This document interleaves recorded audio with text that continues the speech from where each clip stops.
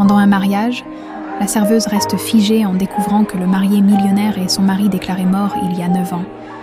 Elle s'est approchée et la pluie s'abattait sur les toits de Lyon comme des milliers de petits poings furieux. Marianne Lefebvre serra son châle élimé contre ses épaules et jeta un dernier regard au réveil bon marché posé sur sa table de nuit. 4h27, dans 3 minutes. La sonnerie retentirait. Mais comme chaque matin depuis 9 ans, elle était déjà réveillée. Le sommeil profond était un luxe qu'elle ne pouvait plus s'offrir. La jeune femme de 31 ans se leva sans bruit, ses pieds nus frôlant le parquet usé qui grinçait à certains endroits. Elle connaissait par cœur la cartographie de ses craquements, les évitant avec l'agilité d'une danseuse pour ne pas réveiller Mathis et Camille qui dormaient dans la chambre voisine, ses jumeaux, son trésor, sa raison de se lever chaque matin malgré l'épuisement qui semblait incrusté dans ses os comme une seconde peau. Dans la salle de bain exiguë, Marianne évita son reflet dans le miroir tacheté. À quoi bon? Elle savait ce qu'elle y verrait. Des cernes violacées, des cheveux châtains trop longtemps négligés, et ce regard qui, autrefois pétillant selon Romain, s'était terni comme une pièce de monnaie oubliée au fond d'une fontaine. Romain, son nom était comme une épine logée quelque part entre ses côtes. 9 ans après l'accident, elle ressentait encore cette douleur sourde lorsqu'elle pensait à lui, son mari, le père de ses enfants, l'homme dont le corps n'avait jamais été retrouvé, uniquement quelques débris de métal, une carcasse de voiture calcinée au pied d'une falaise sur la route de Lyon, et ce portefeuille carbonisé qui avait suffi aux autorités pour déclarer Romain Delcourt officiellement mort. Marianne se glissa sous la douche tiède, jamais chaude. Les factures d'électricité étaient déjà trop élevées, tandis que l'eau ruisselait sur son corps mince. Elle organisa mentalement sa journée comme elle le faisait chaque matin. Lever les enfants à 6h30, petit déjeuner, école à 8h, puis ménage chez les Bernaud jusqu'à midi, service au café Le Petit Paris de 12h30 à 15h, 2 heures de repassage chez Madame Lenoir, et enfin, récupérer les jumeaux à 17h. Maman, la voix ensommeillée de Mathis la fit sursauter. Il se tenait dans l'encadrement de la porte, ses cheveux bruns en bataille, l'exacte réplique de ceux de Romain. « Mon chéri, il est tôt, retourne te coucher », chuchota Marianne en enfilant rapidement sa robe de chambre élimée. « Tu fais encore des cauchemars ?» demanda-t-il, ses grands yeux noisettes scrutant son visage avec cette perspicacité qui serrait parfois le cœur de Marianne. 9 ans, et déjà si observateur. « Non, mon cœur, j'ai juste beaucoup de travail aujourd'hui. » Elle l'enlaça, respirant l'odeur de son shampoing à la pomme. « Allez, encore 1 heure de sommeil, je viendrai vous réveiller avec des tartines à la confiture. » Lorsque Mathis fut recouché, Marianne s'assit à la petite table de la cuisine et sortit son carnet de comptes. Les chiffres dansaient devant ses yeux fatigués. Loyer, électricité, cantine, vêtements pour les enfants qui grandissaient à une vitesse alarmante. À la fin du mois, il ne restait jamais rien. Chaque centime était calculé, chaque dépense pesée comme des ingrédients dans une recette où la moindre erreur serait catastrophique. Le téléphone vibra, la faisant sursauter. Un message de Claire. « Ma belle, urgence au domaine du Soleil samedi. Une serveuse malade. Tu me sauves la vie. C'est le mariage Morel-Montclair. Ça paie bien. 150 € pour la soirée. » Dis oui. Marianne fixa l'écran. Le souffle coupé, 150 €, c'était presque la moitié de la facture d'électricité, ou des nouvelles chaussures pour les jumeaux, ou ce manteau d'hiver que Camille avait repéré dans la vitrine du centre commercial. Ses doigts tapèrent rapidement. « Je dois trouver quelqu'un pour garder les enfants. Je te confirme dans la journée. » Le soleil commençait à peine à se lever, quand Marianne entreprit de recoudre l'ourlet du pantalon d'uniforme de Mathis. Ses doigts agiles manièrent l'aiguille avec précision. Comme sa grand-mère lui avait appris, elle aurait pu être couturière dans une autre vie, ou peut-être chef. Comme elle en rêvait adolescente, Romain l'avait toujours encouragée, lui disant que ses plats valaient tous les restaurants étoilés de Lyon. Un sourire amer se dessina sur ses lèvres. Les rêves appartenaient à une autre Marianne, celle d'avant l'accident, celle d'avant cette nuit pluvieuse où 2 policiers avaient frappé à sa porte alors qu'elle était enceinte de 5 mois. Elle se souvenait encore de chaque détail.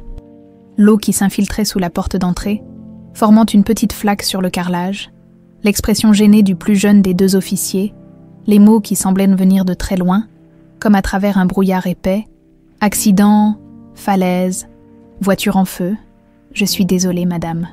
Et puis, ce vide, ce gouffre qui s'était ouvert sous ses pieds, et dans lequel elle tombait encore parfois. La nuit, quand les masques tombaient, et que la douleur revenait, intacte, comme au premier jour, la sonnerie du réveil la ramena brutalement au présent. 6h30, l'heure de réveiller les jumeaux. Mathis, Camille, c'est l'heure mes chéris. Les rituels du matin étaient sa bouée de sauvetage, la structure qui l'empêchait de couler, tartines beurrées coupées en triangles pour Mathis, en carrés pour Camille, chocolat chaud saupoudré de cannelle, vérification des cartables, rappel des horaires. « Maman, c'est quoi un veuf ?» demanda soudain Camille en mordant dans sa tartine, laissant une trace de confiture sur sa joue ronde. Marianne se figea, la cafetière à la main. « Pourquoi cette question, ma puce ? Hier, à la récré, Léo a dit que son papa est veuf parce que sa maman est au ciel. Mais toi, t'es quoi alors ? Papa est au ciel aussi. » La gorge de Marianne se serra. « Je suis une veuve, ma chérie. C'est le mot pour une femme qui a perdu son mari. » « Mais tu n'es pas perdue, » intervint Mathis avec un froncement de sourcils. « Tu es là. C'est une façon de parler, mon cœur, » sourit-elle faiblement. « Allez, brossage de dents maintenant. On va être en retard. » Plus tard, après avoir déposé les enfants à l'école, Marianne s'arrêta devant la photo encadrée qui trônait dans le salon. Elle et Romain le jour de leur mariage, son ventre encore plat, leur sourire immense, leur regard tourné vers un avenir qui n'existait plus. Cette photo était le seul vestige de Romain dans la maison, le seul lien tangible que les jumeaux avaient avec ce père qu'ils n'avaient jamais connu. Son téléphone vibra à nouveau. Claire. « Alors, pour samedi, le domaine du soleil attend ta réponse. » Marianne regarda à nouveau la photo de Romain, puis l'état de son salon avec son canapé rapiécé et ses murs qui auraient besoin d'un coup de peinture. « C'est d'accord. J'ai trouvé une solution pour les enfants. » En refermant la porte de son appartement, Marianne ne savait pas encore que ce simple message venait de mettre en mouvement les rouages d'un destin qu'elle croyait définitivement scellé. Elle ne savait pas que dans 4 jours, au domaine du soleil, sa vie basculerait à nouveau. Pour l'instant, elle était simplement Marianne Lefebvre, 31 ans, veuve et mère de jumeaux, une femme ordinaire luttant pour joindre les deux bouts, une femme qui ignorait encore que les morts peuvent parfois revenir. Le domaine du soleil se dressait comme un mirage au bout d'une allée de platanes centenaires. Marianne, qui venait d'arriver en bus après une correspondance et 20 minutes de marche, s'arrêta un instant pour reprendre son souffle. Le bâtiment du XVIIIe siècle, avec sa façade ocre et ses colonnes élégantes, semblait tout droit sorti d'un conte de fées.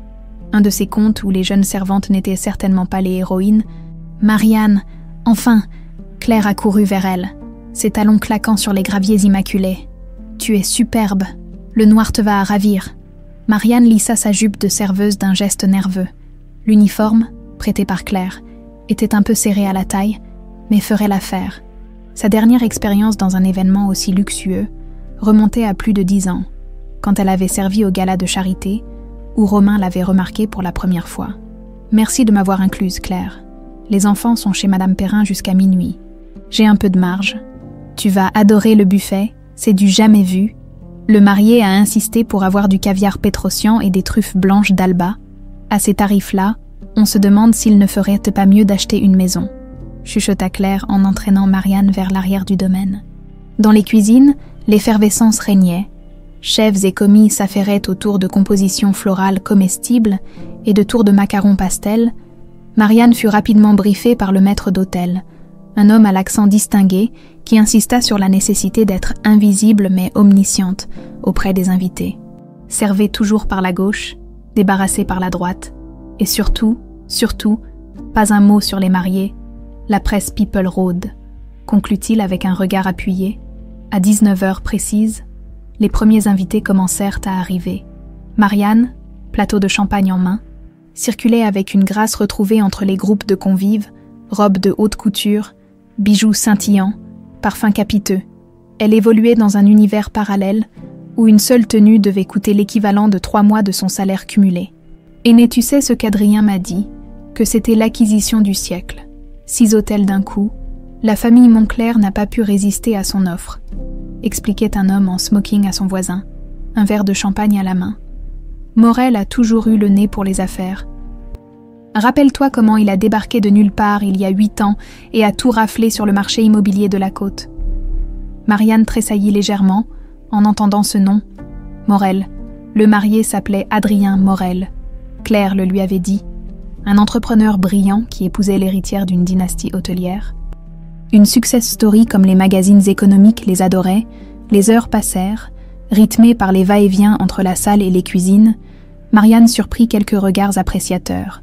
Certains invités masculins, l'alcool aidant, devenaient moins subtils. Elle les ignora avec l'habitude de celles qui servent les tables depuis longtemps. À 21h, un mouvement collectif se fit sentir dans la salle. Les invités se regroupaient autour de l'arche de rose blanche installée devant les baies vitrées qui donnaient sur les jardins illuminés de lanternes. Le mariage allait commencer. « C'est maintenant qu'on s'active », murmura Claire en passant près de Marianne. « Prépare ton plateau pour le toast dès qu'ils auront échangé leurs vœux. » Marianne opina et se dirigea vers le fond de la salle, plateau fraîchement garni à la main. La mariée venait d'entrer. Resplendissante dans une robe sirène qui mettait en valeur sa silhouette parfaite, Isabelle Moncler avait cette beauté aristocratique des femmes nées avec une cuillère en argent dans la bouche, une peau de porcelaine, des cheveux blonds artistiquement relevés, un sourire à la blancheur éclatante. Elle s'avança vers l'arche, où l'officiant attendait déjà. La musique changea, devenant plus solennelle. Un murmure parcourut l'assemblée. Le marié allait faire son entrée. Marianne ajusta une coupe légèrement de travers sur son plateau, puis releva la tête pour voir l'homme dont elle servirait le champagne quelques minutes plus tard. Le temps s'arrêta. Ses doigts se crispèrent sur le plateau. Son souffle se bloqua dans sa poitrine. Une vague glacée la submergea, comme si elle venait d'être plongée dans un lac en plein hiver. Ce n'était pas possible. Ça ne pouvait pas être possible. Pourtant, c'était lui, plus mince, le visage légèrement plus anguleux, une barbe soigneusement taillée qui n'existait pas avant, mais indéniablement lui, les mêmes yeux brun foncé, la même façon de se tenir, légèrement penché vers l'avant comme s'il était toujours pressé d'arriver quelque part, et surtout, cette cicatrice caractéristique qui barrait son sourcil gauche, souvenir d'une chute de vélo à 15 ans, comme il le lui avait raconté lors de leur 3e rendez-vous. Romain, son Romain, mort depuis 9 ans, les mains de Marianne se mirent à trembler violemment, les coupes s'entrechoquèrent avec un tintement cristallin.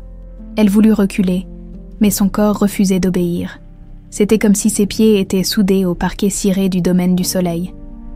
Le marié, Adrien, Romain, qui était-il, s'avançait maintenant vers l'arche d'un pas assuré. Il souriait, ce même sourire qui avait fait fondre Marianne lors de leur rencontre. Ce sourire qu'elle avait cru ne plus jamais revoir. Ce fut la goutte d'eau. Ses doigts lâchèrent prise. Le plateau bascula, et les coupes s'envolèrent, comme dans un film au ralenti, décrivant un arc parfait avant de s'écraser sur le sol en marbre avec un fracas assourdissant. Le champagne éclaboussa les chaussures vernies et les robes de soirée des invités les plus proches. Un silence de mort s'abattit sur la salle. Tous les regards convergèrent vers elle, y compris celui du marié. Leurs yeux se croisèrent. Marianne vit son expression changer. L'espace d'une fraction de seconde, surprise, reconnaissance, puis, était-ce de la peur, de la culpabilité, mais aussi vite qu'elle était apparue, cette expression s'évanouit, remplacée par une indifférence polie, celle qu'on réserve à une employée maladroite qui vient de commettre une bévue. « Je suis désolée », balbutia Marianne, mais sa voix semblait venir de très loin, d'un geste élégant, Adrien Morel. Non, Romain Delcourt, son mari, le père de ses enfants, l'homme qui avait été déclaré mort, détourna le regard comme si elle n'était rien, absolument rien, et reprit sa marche vers sa future épouse, vers sa nouvelle vie. Marianne recula, trébuchant presque sur les débris de verre. Une main se posa sur son épaule. Claire, le visage inquiet. « Qu'est-ce qui se passe ? Tu es blanche comme un linge ?» Mais Marianne ne pouvait pas répondre. L'air lui manquait. La pièce tournait autour d'elle. Sans réfléchir, elle se dégagea de l'étreinte de Claire et s'enfuit, bousculant les serveurs et les invités sur son passage. Elle traversa les couloirs en courant, aveuglée par les larmes qui coulèrent maintenant librement sur son visage.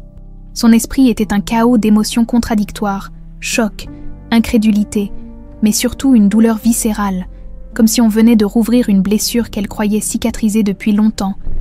Il était vivant, vivant, et il l'avait abandonnée délibérément, elle et leurs enfants à naître. Il avait construit une nouvelle vie pendant qu'elle luttait pour survivre, pendant qu'elle expliquait à Mathis et Camille que leur père était un héros, un homme merveilleux, qui les aurait tant aimés. Tout était mensonge. En poussant les portes menant au parking, Marianne heurta violemment quelqu'un. Le choc la fit vaciller, et elle serait tombée si deux mains fermes ne l'avaient retenue par les épaules. « Doucement, vous allez vous blesser », dit une voix grave. « Concernée, est-ce que ça va ?»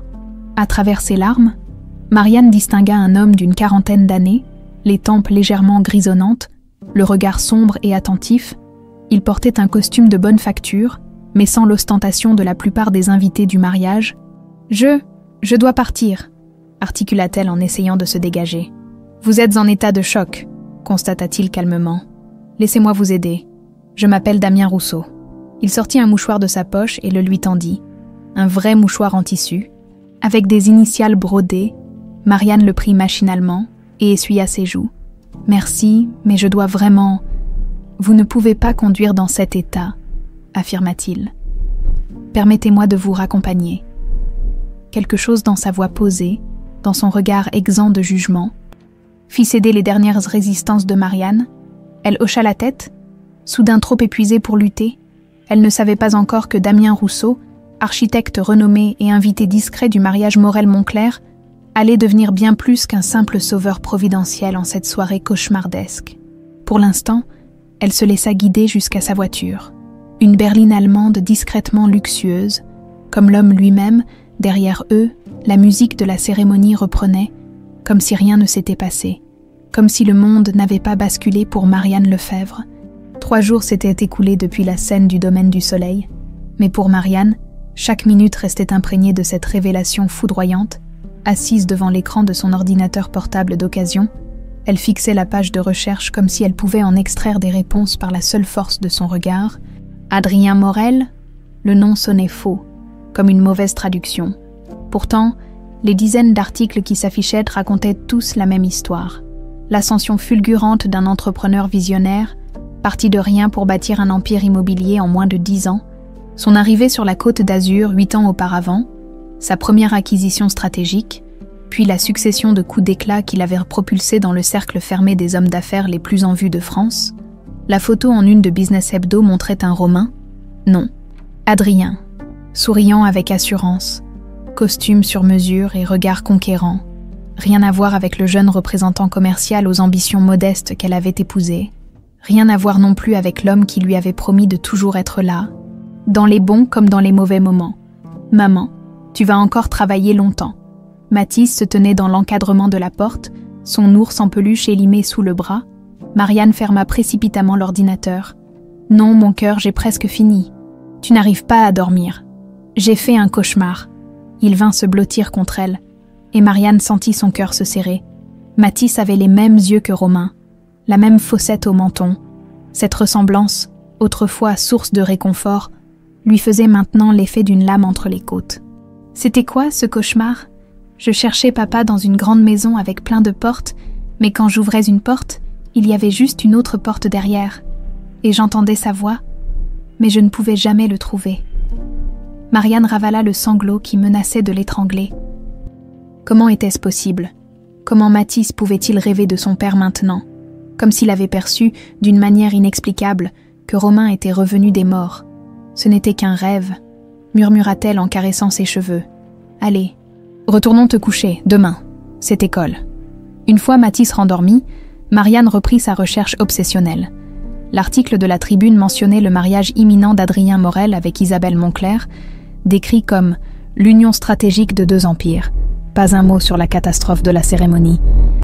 Ce qui suggérait que la famille avait étouffé l'incident, ou peut-être que le mariage avait tout simplement continué sans accroc après son départ précipité. Un nouvel onglet s'ouvrit sur la page d'accueil du site de Lyon Société, un blog mondain local, et là, en bas de la page, une brève intitulée « Incident au mariage Morel-Moncler ». Marianne cliqua, le souffle court. La somptueuse cérémonie unissant l'entrepreneur Adrien Morel et l'héritière Isabelle Moncler au domaine du soleil a connu un léger contretemps samedi soir. Une employée du traiteur, visiblement en état d'ébriété, a renversé un plateau de champagne avant de quitter précipitamment les lieux. Un incident regrettable mais sans conséquence nous a confié un invité sous couvert d'anonymat. La célébration s'est poursuivie dans une ambiance festive jusqu'à l'aube. Marianne resta pétrifiée devant l'écran. En état d'ébriété, c'était ainsi qu'ils expliquaient son comportement. Une vague de nausée la submergea, suivie d'une colère qu'elle n'avait jamais ressentie auparavant. C'était comme si Romain l'effaçait une seconde fois, transformant sa douleur légitime en un vulgaire fait divers. Son téléphone vibra sur la table. Un message de Claire. « Marianne, où es-tu passée ? Je m'inquiète. Rappelle-moi. » C'était son 5e message depuis samedi. Marianne n'avait pas eu la force de répondre, incapable d'expliquer l'inexplicable. Un autre message suivit, d'un numéro inconnu cette fois. « J'espère que vous allez mieux. Si vous avez besoin de parler, je suis disponible. Damien Rousseau. » Damien, l'homme du parking, celui qui l'avait raccompagnée chez elle en silence, respectant ses larmes, lui laissant simplement sa carte avant de disparaître dans la nuit. « Architecte », disait la carte. Pas un mot sur sa connexion avec les mariés ou sa présence au domaine du soleil. Poussée par un mélange de gratitude et de curiosité, Marianne répondit « Merci pour votre aide l'autre soir. Je vais mieux. » Un mensonge. Bien sûr, mais que pouvait-elle dire d'autre? La réponse fut quasi immédiate. « Heureux de l'entendre, accepteriez-vous un café demain, sans pression ?» Marianne hésita. Pourquoi cet inconnu s'intéressait-il à elle? Était-ce de la pitié? Ou pire, était-il envoyé par Romain pour la surveiller? Pourtant, quelque chose dans son comportement samedi, sa discrétion, sa gentillesse sans intrusion, l'incitait à lui faire confiance. « D'accord, 10 heures au café des artistes », proposa-t-elle, choisissant délibérément un endroit éloigné de ses circuits habituels. « J'y serai », Marianne reposa le téléphone, surprise par sa propre décision. Qu'espérait-elle de cette rencontre? Des réponses? Un allié? Ou simplement un moment de normalité dans le chaos qu'était devenu sa vie? Son regard tomba sur la photo encadrée de Romain sur le buffet. D'un geste brusque, elle la retourna face contre le meuble. Le matin suivant, après avoir déposé les jumeaux à l'école, Marianne se rendit au café des artistes. Elle avait choisi avec soin sa tenue. Ni trop formelle, ni trop décontractée. Un jean, un chemisier bleu ciel, une veste légère. Elle voulait avoir l'air normal, composée, pas comme la femme désespérée qui s'était effondrée dans un parking 3 jours plus tôt. Damien l'attendait déjà, assis à une table à l'écart, un café devant lui. En la voyant entrer, il se leva avec un sourire discret. De près, en plein jour, Marianne remarqua les détails qu'elle avait manqués samedi. Les pas de doigts au coin de ses yeux sombres, témoins d'un homme qui souriait souvent. Les épaules larges sous sa chemise impeccable. La montre élégante mais pas ostentatoire à son poignet. « Bonjour Marianne », dit-il en lui tendant la main. « Je suis content que vous ayez accepté. Merci de ne pas avoir posé de questions l'autre soir », répondit-elle en s'asseyant. Un serveur vint prendre sa commande, un simple café, puis s'éloigna, les laissant dans un silence expectatif. « Je suppose que vous vous demandez pourquoi je vous ai contacté ?» commença Damien. La question m'a traversé l'esprit. Oui, j'étais inquiet, vous étiez clairement en détresse, et j'ai pensé, eh bien, que parfois, il est plus facile de parler à un étranger qu'à un proche. Marianne l'étudia attentivement. Vous étiez invité au mariage. Vous connaissez Adrien Morel. Une ombre imperceptible passa sur le visage de Damien. Professionnellement, mon cabinet d'architecture a conçu plusieurs de ces complexes hôteliers, et Isabelle Moncler. Je connais sa famille depuis des années. C'est pour cela que j'étais invitée. Le café arriva, et Marianne fut reconnaissante pour cette brève interruption. Elle avait besoin de rassembler ses pensées, de décider jusqu'où elle pouvait se confier. « Écoutez », reprit Damien après que le serveur se fut éloigné. « Je ne sais pas ce qui s'est passé samedi, et vous n'êtes pas obligé de me le dire, mais je suis bon auditeur si vous en avez besoin. » Marianne fixa son café, observant les cercles concentriques que formait la cuillère dans le liquide noir. Comment expliquer l'inexplicable? « C'est compliqué », murmura-t-elle finalement. « La vie l'est souvent », répondit-il simplement, quelque chose dans sa voix. Peut-être la douceur, peut-être l'absence totale de jugement, fit céder les barrières de Marianne. Le marié, Adrien Morel, je le connaissais sous un autre nom il y a longtemps. Damien ne manifesta aucune surprise. se contentant d'un hochement de tête qui l'encouragea à continuer. « Il était mon mari », lâcha-t-elle enfin. « Romain Delcourt. Il est mort il y a 9 ans dans un accident de voiture. Ou du moins, c'est ce que tout le monde croyait, moi y compris. » Cette fois, Damien ne put cacher sa stupéfaction. Ses yeux s'élargirent légèrement. Sa main se crispa sur la anse de sa tasse. « Vous êtes sûr ? Je veux dire. » J'ai reconnu la cicatrice sur son sourcil gauche. Une chute de vélo quand il avait 15 ans, et sa façon de se tenir, et ses yeux. La voix de Marianne se brisa sur ce dernier mot. Damien resta silencieux un moment, digérant cette révélation. « Avez-vous des enfants ?» demanda-t-il finalement. « Des jumeaux, ils avaient 5 mois dans mon ventre quand l'accident est arrivé. Ils ont 9 ans maintenant et n'ont jamais connu leur père. »« Mon Dieu !» murmura Damien. Son visage exprimait maintenant une colère contenue. « C'est monstrueux ?» compléta Marianne. « Oui, ça l'est. Qu'allez-vous faire ?» C'était la question qui la hantait depuis 3 jours.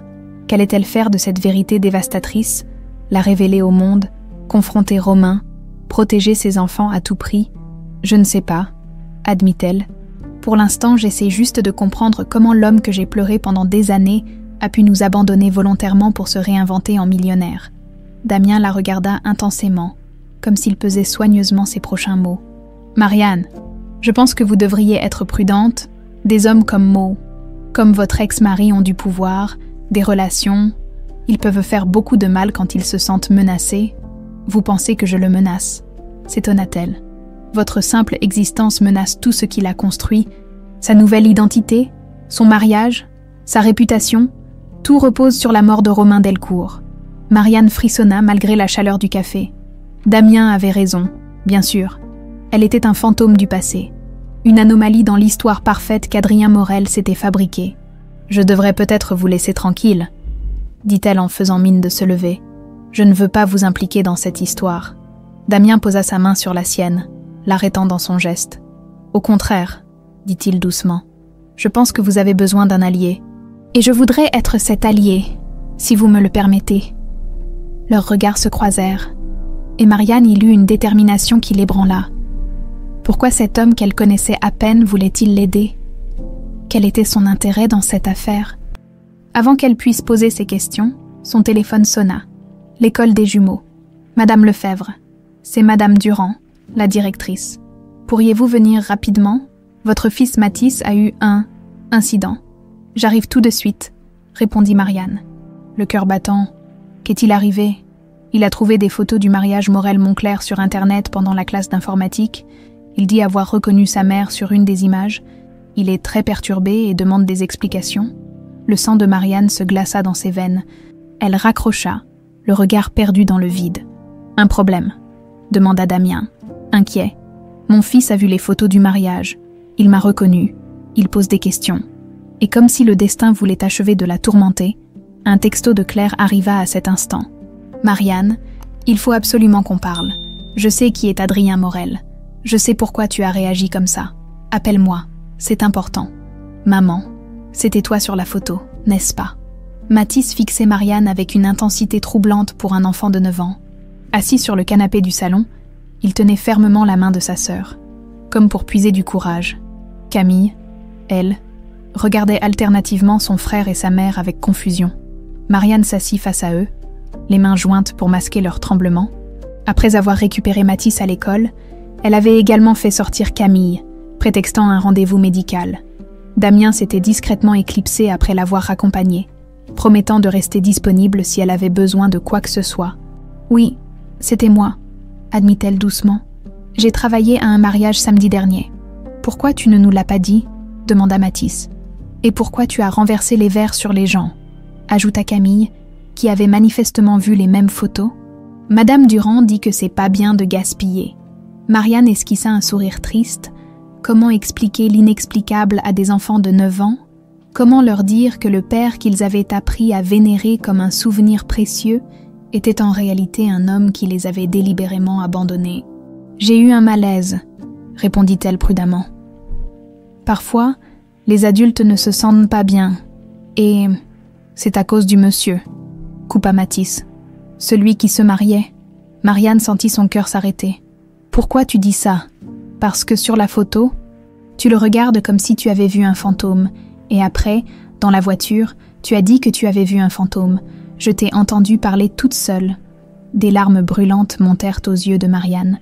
Son fils était bien trop perspicace pour son âge, ou peut-être était-ce simplement cette étrange connexion qu'elle avait toujours ressentie entre Mathis et son père absent, comme si un fil invisible les reliait à travers le temps et les mensonges. « C'est compliqué, mon cœur, » murmura-t-elle. « Je vous promets de tout vous expliquer quand le moment sera venu. »« C'est quand ?»« Le bon moment, » insista Mathis. « Bientôt, » promit-elle. « Très bientôt. » Cette nuit-là, après avoir bordé les jumeaux, Marianne appela enfin Claire. La conversation fut brève mais intense. Claire avait reconnu Romain sur les photos d'Adrien Morel qu'elle avait vues en préparant l'événement, mais avait mis cette ressemblance sur le compte d'une coïncidence. Jusqu'à la réaction de Marianne au mariage, « Je suis tellement désolée », répétait Claire. « Si j'avais su, tu ne pouvais pas savoir », la rassura Marianne. Personne ne pouvait imaginer qu'un homme déclarerait sa propre mort pour abandonner sa famille, après avoir raccroché.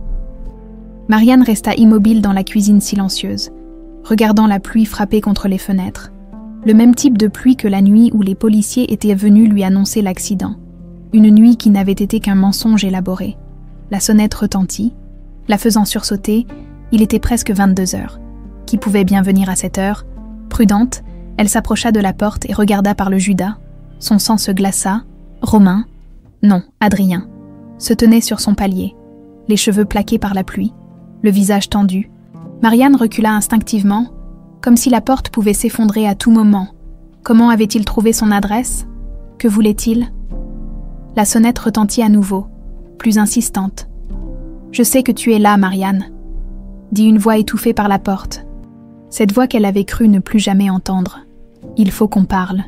Ses jambes tremblantes la portèrent jusqu'à la cuisine, où elle saisit un couteau, non pas qu'elle pensait réellement s'en servir, mais sa présence dans sa main lui donnait un sentiment illusoire de sécurité. « Marianne, s'il te plaît, 5 minutes, c'est tout ce que je demande. » Les enfants dormaient à l'autre bout de l'appartement, mais un bruit trop fort pourrait les réveiller.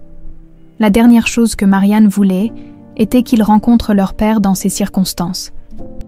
Rassemblant tout son courage, elle ouvrit la porte, le couteau dissimulé dans les plis de sa robe de chambre, Romain, car c'était bien lui, malgré le costume sur mesure et la coupe de cheveux différente, se tenait dans l'encadrement, l'eau dégoulinant de son manteau de luxe. Ses yeux parcoururent avidement le visage de Marianne, comme s'il cherchait à mémoriser chaque détail. « Tu es toujours aussi belle », murmura-t-il. La gifle partit avant même que Marianne n'ait conscience de lever la main. Le claquement résonna dans le couloir silencieux, et Romain recula sous l'impact, la joue marquée d'une empreinte rouge. « Ne t'avise pas », siffla-t-elle, la voix tremblante de rage.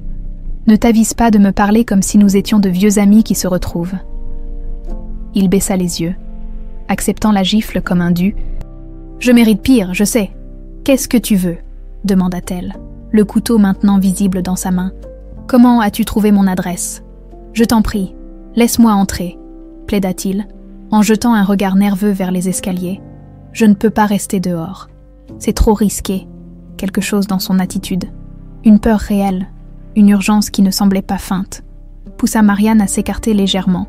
Romain se glissa dans l'appartement, restant près de la porte comme s'il craignait d'être piégé à l'intérieur. « Tu as 5 minutes », déclara-t-elle en croisant les bras, le couteau toujours en évidence. Romain parcourut rapidement l'appartement du regard, notant les meubles usés mais soignés, les dessins d'enfants accrochés au mur, les photos des jumeaux sur le buffet. Son expression se figea lorsqu'il aperçut un cadre retourné face contre le meuble. « Ce sont eux, nos enfants. Mes enfants, » corrigea-t-elle froidement. « Tu as perdu tout droit de les appeler. Tiens, quand tu as décidé de mourir. » Il ferma brièvement les yeux.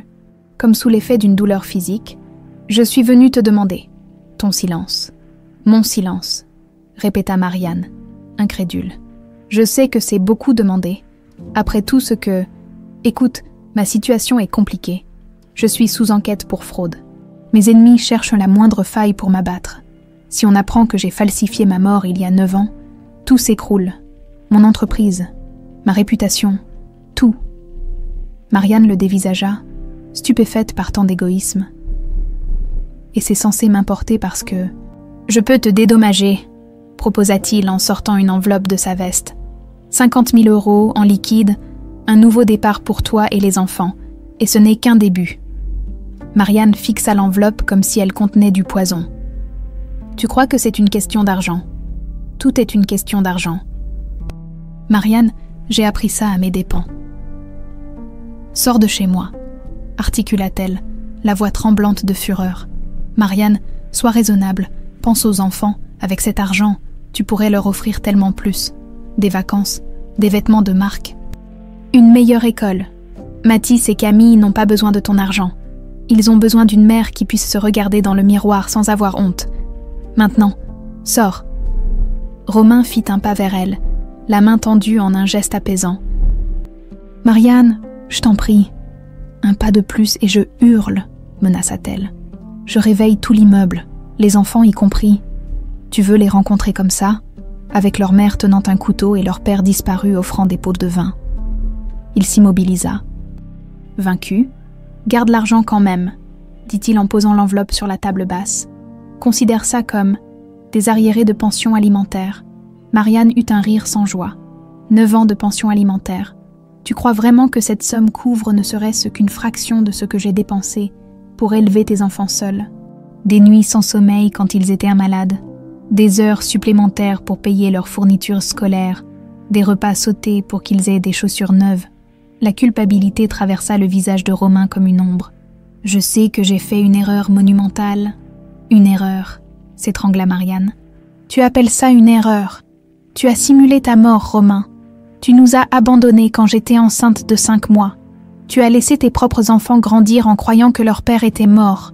Ce n'est pas une erreur, c'est un crime. » Un bruit dans le couloir fit tourner la tête à Romain. Des pas qui s'approchèrent de la porte de la chambre des jumeaux. « Je dois partir », murmura-t-il précipitamment. « Mais cette conversation n'est pas terminée. »« Oh que si, elle l'est », répliqua Marianne en ouvrant la porte d'entrée. « Ne reviens jamais ici. Ne t'approche pas de mes enfants. Tu es mort pour nous. Romain, continue à l'être. » Il s'arrêta sur le seuil, l'eau de pluie formant une flaque à ses pieds. « Je suis désolée, Marianne. Vraiment désolée.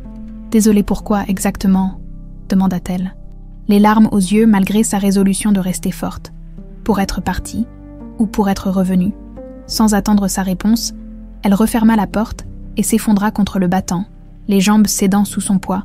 Le couteau tomba sur le sol avec un bruit métallique. « Maman !» Camille se tenait dans le couloir, les yeux gonflés de sommeil, son doudou serré contre sa poitrine. « J'ai entendu des voix. » Marianne essuya rapidement ses larmes et s'efforça de sourire. « Ce n'est rien, ma puce, juste la télévision. Retourne te coucher. Tu as pleuré ?» demanda Camille en s'approchant, sa petite main caressant la joue humide de sa mère. « Un peu. Les mamans pleurent parfois, tu sais, comme tout le monde. C'est à cause du fantôme, » demanda-t-elle, surprenant Marianne par sa perspicacité. « Quel fantôme, ma chérie?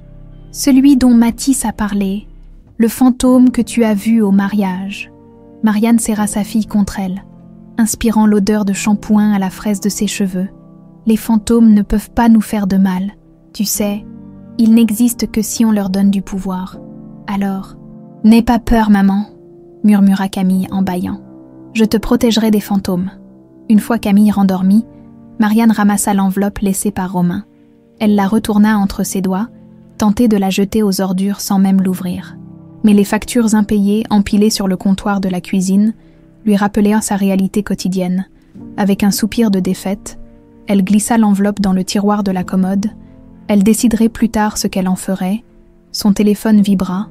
Un message de Damien. « J'espère que tout s'est bien passé avec les enfants. Je serai au bureau demain si vous avez besoin de parler, courage. » Marianne hésita, puis répondit. « Romain est venu ce soir. Il m'a offert de l'argent pour mon silence. Il est sous enquête pour fraude. » La réponse fut immédiate. « Ne restez pas seul. Venez me voir demain avec les enfants. Mon bureau est un lieu sûr. » Avant qu'elle puisse répondre, un second message suivit. « Faites attention, Marianne. Les hommes acculés sont dangereux. » Un frisson parcourut son échine. Pour la première fois, elle se demanda si elle et ses enfants étaient vraiment en sécurité. Le cabinet d'architecture de Damien Rousseau occupait le dernier étage d'un immeuble art déco dans le quartier des Brotteaux. L'espace était lumineux. avec de grandes baies vitrées, offrant une vue imprenable sur le parc de la Tête d'Or. Les jumeaux, impressionnés par ce cadre inhabituel, s'étaient immédiatement dirigés vers la maquette d'un complexe résidentiel exposé dans un coin du bureau. « C'est vous qui avez construit ça ?»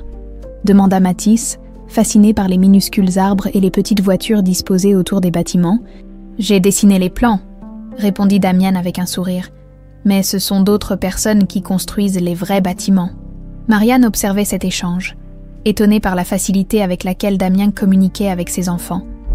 Il leur parlait sans condescendance, répondant à leurs questions avec patience et précision. « Camille, Mathis, j'ai installé une petite salle de jeu dans le bureau d'à côté, » annonça l'assistante de Damien, une femme d'une 50aine d'années au sourire bienveillant. « Il y a des livres, des jeux de société et même une console. » Les yeux des jumeaux s'illuminèrent, et après un regard d'approbation de leur mère, ils suivirent l'assistante. « Merci de nous accueillir, » dit Marianne une fois seule avec Damien. « Je n'étais pas sûre que ce soit une bonne idée. Mais après la visite de Romain hier soir, vous avez fait le bon choix, » assura Damien en l'invitant à s'asseoir sur un canapé en cuir. « Avez-vous pris l'argent ? Je ne l'ai pas dépensé, si c'est ce que vous voulez dire. »« Ce n'était pas ma question, » répondit-il doucement. « Je ne vous juge pas, Marianne. Vous avez traversé l'enfer ces 9 dernières années. » Marianne soupira, se sentant soudain épuisée. « Je ne sais même plus ce qui est juste ou non. Cet argent pourrait tellement aider les enfants, mais l'accepter serait comme cautionner ce qu'il a fait. » Exactement. Un silence confortable s'installa entre eux. Interrompu par l'interphone du bureau, « Monsieur Rousseau, une mademoiselle Moncler demande à vous voir. Elle dit que c'est urgent. » Damien et Marianne échangèrent un regard alarmé. « Isabelle Moncler, » murmura Marianne. « La mariée. »« Apparemment, » répondit Damien, tout aussi surpris. « Voulez-vous la voir ?» Marianne hésita.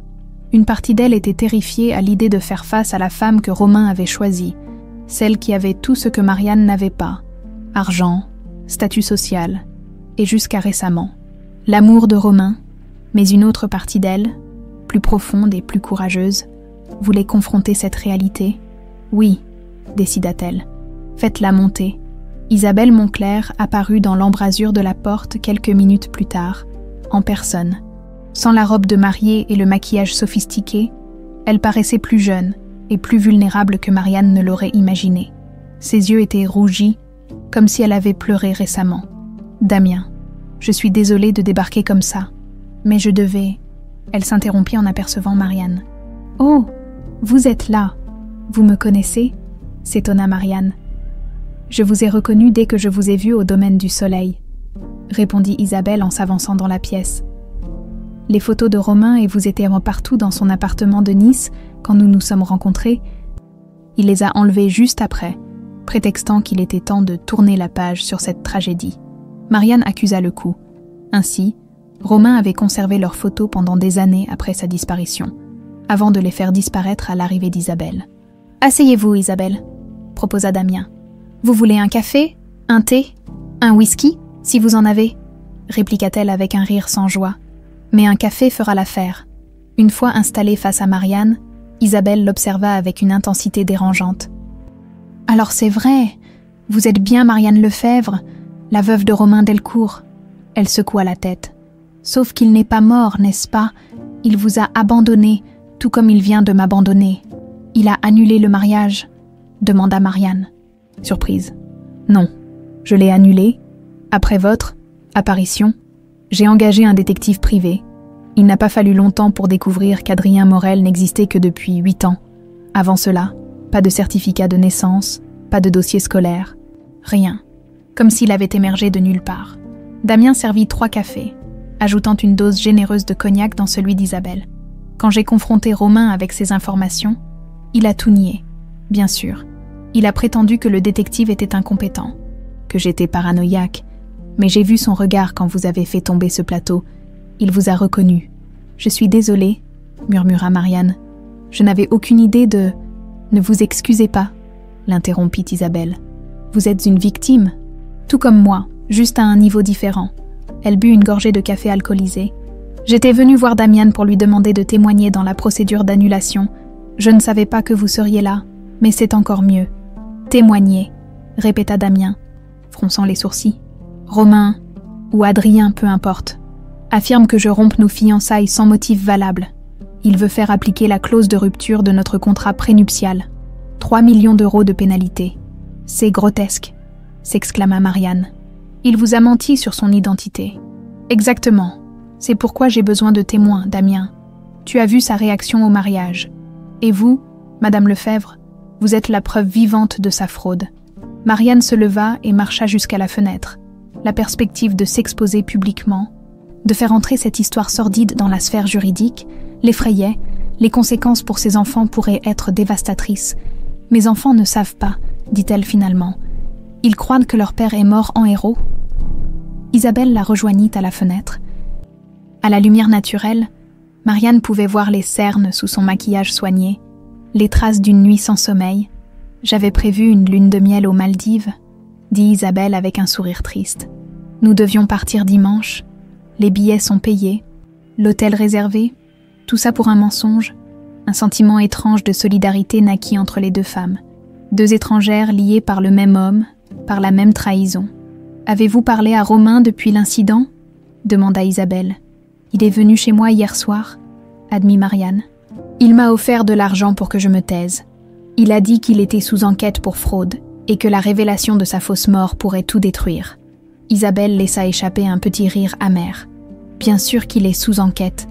Mon père a découvert des irrégularités dans ses dernières acquisitions, des sommes importantes détournées via des sociétés écrans. »« Attendez, » intervint Damien, qui était resté silencieux jusque-là. « Vous dites que Romain a détourné de l'argent, récemment. »« Des millions, » confirma Isabelle. « Mon père pense qu'il préparait son coup depuis des mois.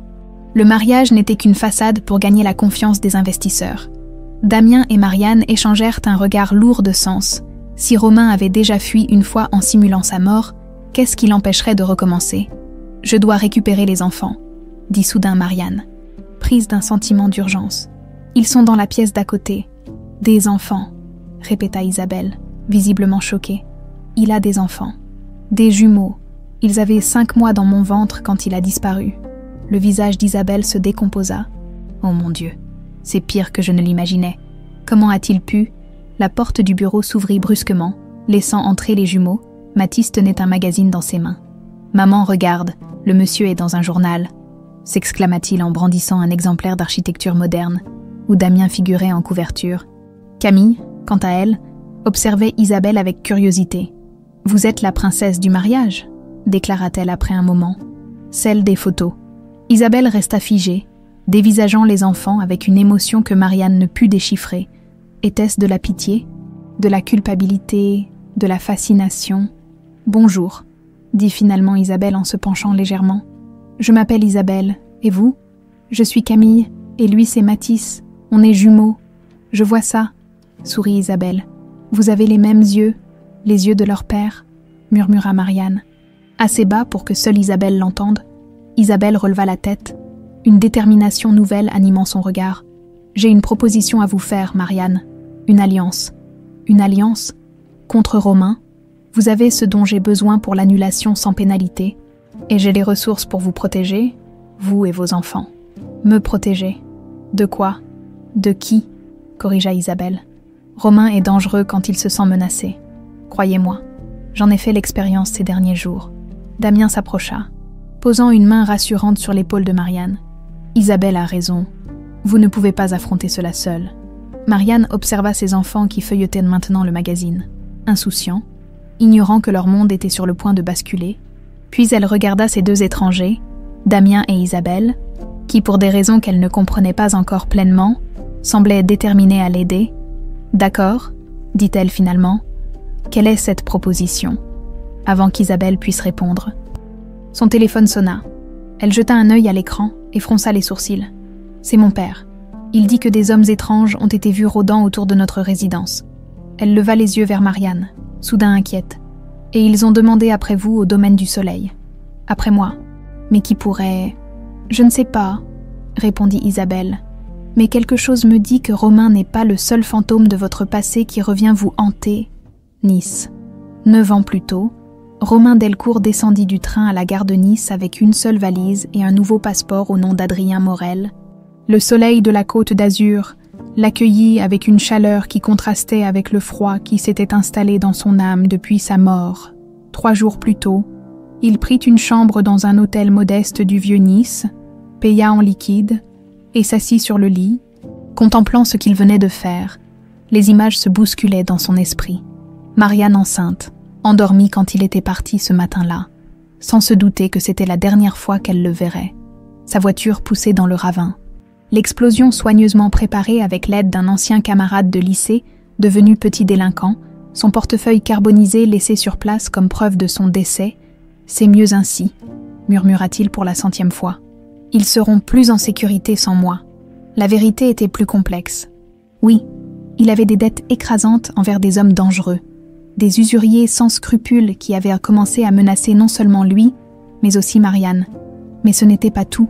L'argent, le vrai problème, c'était l'argent qu'il avait volé à ces mêmes hommes. Presque 2 millions d'euros, détournés via un système de facturation fictive qu'il avait mis en place en tant que responsable comptable de leur société écran. Il savait qu'il finirait par découvrir la supercherie. Sa mort fictive n'était pas seulement une fuite, c'était sa seule chance de garder cet argent et de commencer une nouvelle vie. Une vie sans Marianne, sans les enfants à naître qu'il ne connaîtrait jamais. Il ouvrit sa valise et en sortit une liasse de billets et une clé USB. Sur cette clé, tous les détails des comptes offshore où les 2 millions étaient cachés. Sa nouvelle vie commençait ici. Lyon, présent. « Comment as-tu pu faire ça ?» demanda Marianne, les poings serrés. Ils étaient dans le penthouse de Romain, un appartement luxueux au dernier étage d'un immeuble dominant la presqu'île. Isabelle avait organisé cette rencontre après les révélations troublantes sur les hommes qui la recherchaient. Damien était présent également, silencieux mais vigilant dans un coin de la pièce. Romain, ou plutôt Adrien comme il insistait pour être appelé maintenant, fixait l'horizon à travers la baie vitrée. Les jumeaux étaient restés chez Claire pour l'après-midi. « J'étais acculée, Marianne. Ces hommes allaient me tuer, et peut-être toi aussi. Tu ne m'as jamais parlé de dette, objecta-t-elle, ni d'argent volé. » Il se retourna surpris. « Comment sais-tu pour l'argent ? Tu crois vraiment être le seul à avoir fait des recherches pendant 9 ans, intervint Isabelle, qui feuilletait nonchalamment un dossier. Mes avocats ont été très efficaces. Romain passa une main fatiguée sur son visage, malgré son costume impeccable et son allure soignée. Il semblait soudain vulnérable, presque pathétique. C'était ma seule chance de m'en sortir. J'ai investi cet argent avec soin. J'ai bâti une nouvelle identité, une nouvelle vie. Je suis devenue quelqu'un d'autre. Et nous ? Demanda Marianne, la voix brisée. Nous n'étions pas assez importants pour faire partie de cette nouvelle vie. Je vous mettais en danger. Tu ne comprends pas, ces hommes sont impitoyables, ils ne pardonnent jamais une trahison. Et pourtant, tu les as trahis, nota Damien, parlant pour la première fois. Tu as pris leur argent et disparu. Romain lui lança un regard méfiant. Pourquoi es-tu là exactement ? Quel est ton rôle dans tout ça ? Un ami, répondit simplement Damien. Quelqu'un qui se soucie de Marianne et ses enfants. Un éclair de jalousie traversa le visage de Romain, vite remplacé par une expression calculatrice. Si tu es vraiment un ami, alors aide-moi à leur faire comprendre qu'elles doivent garder le silence. Ces hommes sont à Lyon. Ils ont retrouvé ma trace. Comment ? Demanda Isabelle. Je ne sais pas. Peut-être à cause du battage médiatique autour de notre mariage. Peut-être à cause de l'enquête pour fraude qui a attiré l'attention sur mes finances. Peu importe. Ils sont là. Et ils sont dangereux. Marianne s'assit lourdement sur un fauteuil en cuir. Tu as ruiné nos vies pour de l'argent. J'ai ruiné ma vie, corrigea-t-il. Je vous ai donné une chance de vivre sans la menace constante de ces hommes. Une chance, s'étrangla Marianne. J'ai travaillé 3 emplois pour nourrir nos enfants. J'ai vendu mes bijoux pour payer le loyer. Chaque nuit, je me demandais comment j'allais survivre au lendemain. Et pourtant, tu as survécu, dit-il doucement. Tu as toujours été plus forte que moi, Marianne. Elle secoua la tête, dégoûtée par cette tentative de flatterie. Ne fais pas ça. Ne prétends pas m'admirer après ce que tu as fait. Un silence lourd s'installa dans la pièce. Dehors, le soleil commençait à décliner, projetant des ombres orangées sur les murs immaculés du penthouse. « Que veux-tu de nous, Romain ?» demanda finalement Isabelle. « Pourquoi cette réunion ?»« Adrien » corrigea-t-il automatiquement. « Mon nom est Adrien maintenant. »« Non » répliqua Marianne avec fermeté. Pliqua. Ton nom est Romain Delcourt. Tu es né à Grenoble le 15 mars 1987. Tu as une cicatrice au sourcil gauche à cause d'une chute de vélo à 15 ans. Tu aimes le café noir sans sucre et tu détestes le jazz. Tu es le père de Mathis et Camille Delcourt. C'est ça, la vérité. Adrien Morel n'existe pas. Romain la fixa un long moment, visiblement ébranlé par cette description précise de l'homme qu'il avait tenté d'effacer. Si ces hommes me trouvent, dit-il finalement, ils ne s'arrêteront pas à moi. Ils s'en prendront à tout ce qui m'est cher ou l'a été. Est-ce une menace ? Demanda Damian, se redressant. Un avertissement, précisa Romain. Je ne suis pas le méchant de l'histoire, même si c'est plus facile de me voir ainsi. Qu'attends-tu de nous ? Exactement, insista Marianne. Votre silence et peut-être votre aide pour disparaître à nouveau. Isabelle éclata d'un rire sans joie. Tu plaisantes, après avoir essayé de m'extorquer 3 millions avec ton contrat prénuptial frauduleux. J'ai besoin de ces fonds pour recommencer ailleurs, plaida Romain. Loin de la France, sous une nouvelle identité. Et tu abandonnerais tes enfants une seconde fois, demanda Marianne, incrédule. Un éclair de douleur traversa le regard de Romain. Je ne les ai jamais vraiment connus, Marianne. Pour eux, je suis déjà mort. Le téléphone de Romain vibra sur la table basse. Il jeta un coup d'œil à l'écran et pâlit visiblement. Qu'est-ce qu'il y a ? Demanda Damien. Un message d'un numéro inconnu. Il lut à voix haute. Nous savons qui tu es réellement, Delcourt, l'argent, avec les intérêts. Sinon ta famille paiera. Marianne sentit un frisson glacé parcourir son échine. Mathis et Camille. Ils sont en sécurité avec Claire, non ? Demanda Romain, soudain inquiet.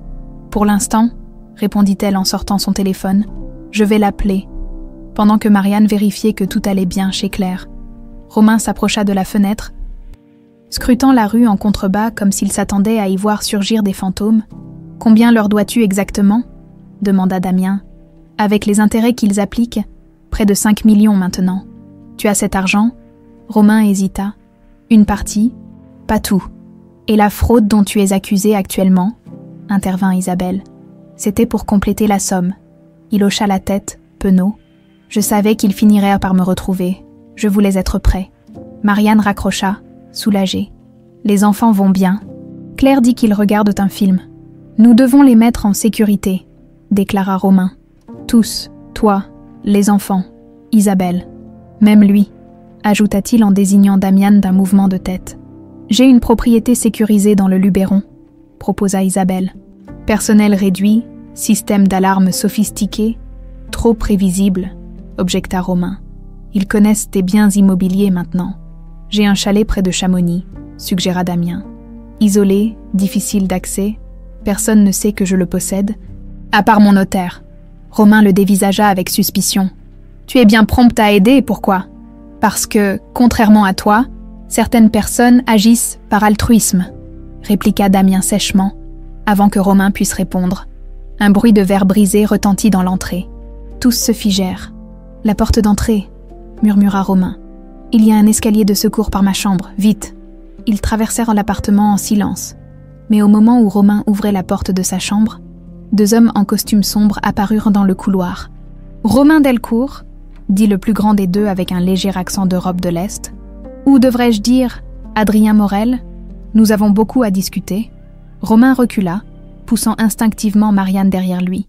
Anton, ça fait longtemps, 9 ans, 3 mois et 17 jours, précisa l'homme avec un sourire glacial. Le temps exact depuis que tu as disparu avec notre argent. Son compagnon, plus trapu mais tout aussi menaçant, sortit un pistolet de sa veste. Nous n'avons pas besoin de ça, intervint Damien, étonnamment calme. Je suis sûr que nous pouvons trouver un arrangement. Et vous êtes ? demanda Anton, le toisant de haut en bas. Un ami concerné, répondit Damien, qui suggère que brandir une arme dans un immeuble de standing, en plein jour, n'est peut-être pas votre meilleure option. Anton sembla considérer l'argument, puis fit un léger signe de tête à son collègue, qui rangea son arme, à contre-cœur. 5 millions, Delcourt, déclara Anton. D'ici demain midi, où nous reviendrons chercher. Des compensations. Son regard glissa vers Marianne, et Romain fit un pas en avant, le visage soudain dur. Tu ne la touches pas, ni elle, ni personne d'autre. C'est entre toi et moi.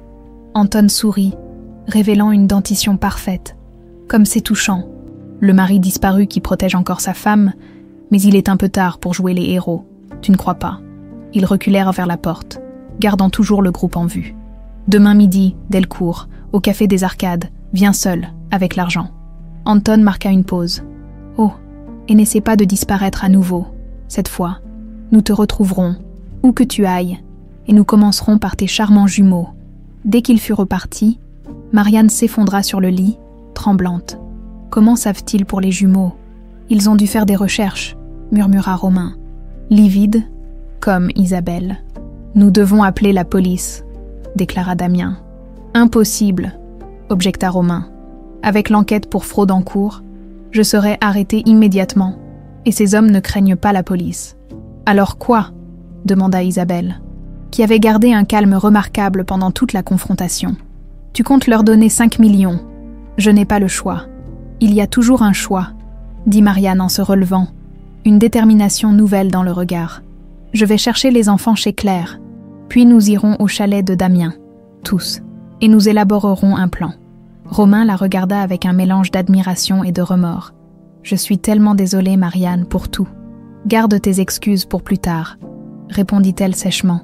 Pour l'instant, concentre-toi sur la façon dont tu vas protéger nos enfants de ces monstres que tu as amenés dans nos vies. Dans la voiture qui les conduisait chez Claire, Marianne se surprit à observer Romain dans le rétroviseur. Malgré tout ce qu'il avait fait, malgré la colère et le sentiment de trahison, une partie d'elle ne pouvait s'empêcher de s'inquiéter pour lui. Pas pour Adrien Morel, l'homme d'affaires arrogant, mais pour Romain Delcourt, le jeune homme qui lui avait tenu la main pendant leur première échographie, les larmes aux yeux en découvrant qu'ils attendèrent des jumeaux. « Il te ressemble », dit-elle doucement. « Mathis à ton sourire, et Camille à ton entêtement. » Romain détourna le regard, mais pas avant qu'elle n'aperçoive les larmes qui y brillaient. Marianne ne savait pas encore si elle pourrait un jour lui pardonner, mais pour la première fois depuis cette nuit fatidique au domaine du soleil, elle sentit que, peut-être, la vérité pourrait être libératrice. Pour eux tous, le chalet de Damien se nichait au creux d'une vallée alpine, à 20 minutes de route de Chamonix, construit en bois sombre et pierres locales. Il se fondait parfaitement dans le paysage montagneux, l'intérieur, chaleureux et spacieux, contrastait avec la tension palpable qui régnait entre les adultes depuis leur arrivée. Les jumeaux, eux, semblaient ravis de cette escapade inattendue. Pour eux, c'était une aventure, une parenthèse enchantée dans leur routine quotidienne. Jamais ils n'avaient mis les pieds dans un endroit aussi beau, avec une vraie cheminée, des poutres apparentes et cette vue époustouflante sur les montagnes. « Maman, on peut aller voir le ruisseau ?» demanda Mathis, en pointant du doigt le cours d'eau qui scintillait en contrebas. « Pas maintenant, chérie », répondit Marianne, occupée à déballer les provisions qu'ils avaient achetées en route. « Il faut d'abord s'installer. »« Je peux les emmener », proposa Romain. Hésitant, c'était la première fois qu'il adressait directement la parole aux enfants depuis qu'ils s'étaient tous retrouvés chez Claire quelques heures plus tôt. Un silence pesant s'installa dans la cuisine. Isabelle et Damien échangèrent un regard éloquent avant de s'éclipser discrètement, laissant Marianne seule face à cette proposition lourde de conséquences. « Ils ne te connaissent pas », dit-elle finalement, la voix basse pour que les jumeaux, occupés à explorer le salon, ne l'entendent pas. « Je sais », murmura Romain, « mais il faudra bien commencer. »« Non ! Commencer quoi, exactement ?» demanda Marianne, soudain sur la défensive. « Tu crois qu'on va jouer à la famille parfaite, comme si ces 9 dernières années n'avaient pas existé ?» Romain baissa les yeux. « Non, bien sûr que non, mais je voudrais au moins les connaître, avant que tout ne devienne encore plus compliqué. » Marianne l'observa attentivement. Était-ce de la sincérité qu'elle lisait sur son visage, ou juste une autre manipulation? Après tout, cet homme était devenu un expert en mensonges et faux-semblants. « Il faut leur dire la vérité d'abord, » décida-t-elle. « Aujourd'hui, maintenant. » Romain pâlit. « Tu es sûr, avec tout ce qui se passe, justement, si ces hommes sont aussi dangereux que tu le prétends, les enfants doivent comprendre pourquoi nous sommes ici. Pourquoi nous nous cachons? Je ne veux plus de secrets, Romain. Plus jamais. » Il acquiesça lentement. « Comment veux-tu procéder? Ensemble, ils méritent que leurs 2 parents leur expliquent cette situation impossible. » Quelques minutes plus tard, ils étaient tous réunis dans le salon. Damien avait allumé un feu dans la cheminée. créant une atmosphère contrastée, chaleureuse par la lumière des flammes, glaciale par la conversation à venir. Isabelle s'était installée un peu à l'écart, comme pour signifier qu'elle n'était qu'une spectatrice de ce drame familial. « Mathis, Camille !» commença Marianne, assise sur le canapé entre ses enfants. « Nous avons quelque chose de très important à vous dire. » Les jumeaux regardèrent leur mère avec curiosité. Puis Romain, debout devant eux, mal à l'aise dans son costume désormais froissé par le voyage. « Vous vous souvenez des histoires que je vous ai racontées sur votre père ?»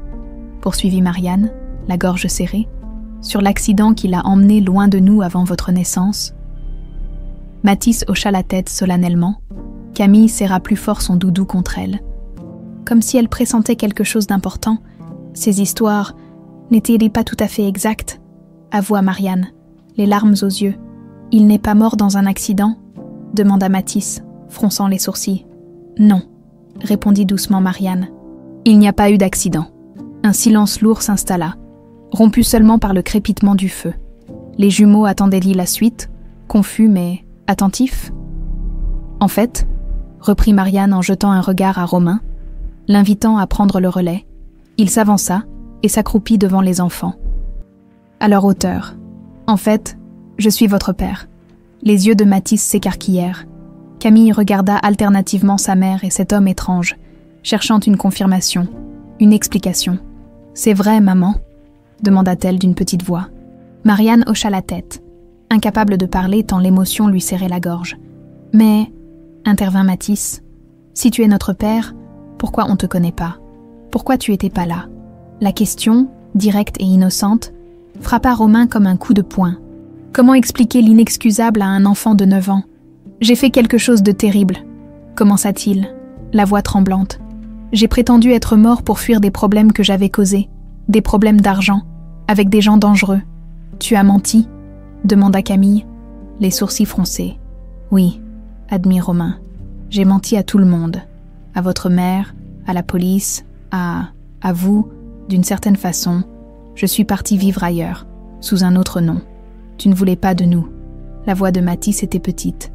Blessé, Romain ferma brièvement les yeux, comme sous l'effet d'une douleur physique. « Ce n'est pas ça. J'avais peur. J'ai cru que vous seriez plus en sécurité sans moi. Mais maman était toute seule, » objecta Camille avec une logique implacable. C'était dur pour elle. Elle pleurait la nuit parfois. Marianne prit la main de sa fille, émue par sa perception.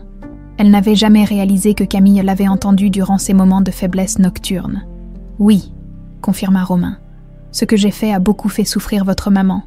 Et vous aussi, même si vous ne le saviez pas, c'était égoïste et lâche. Pourquoi tu reviens maintenant ?» demanda Mathis, soudain méfiant. « Je ne suis pas revenu volontairement, » avoua Romain. « Votre mère m'a reconnu par hasard, lors d'un mariage où elle travaillait.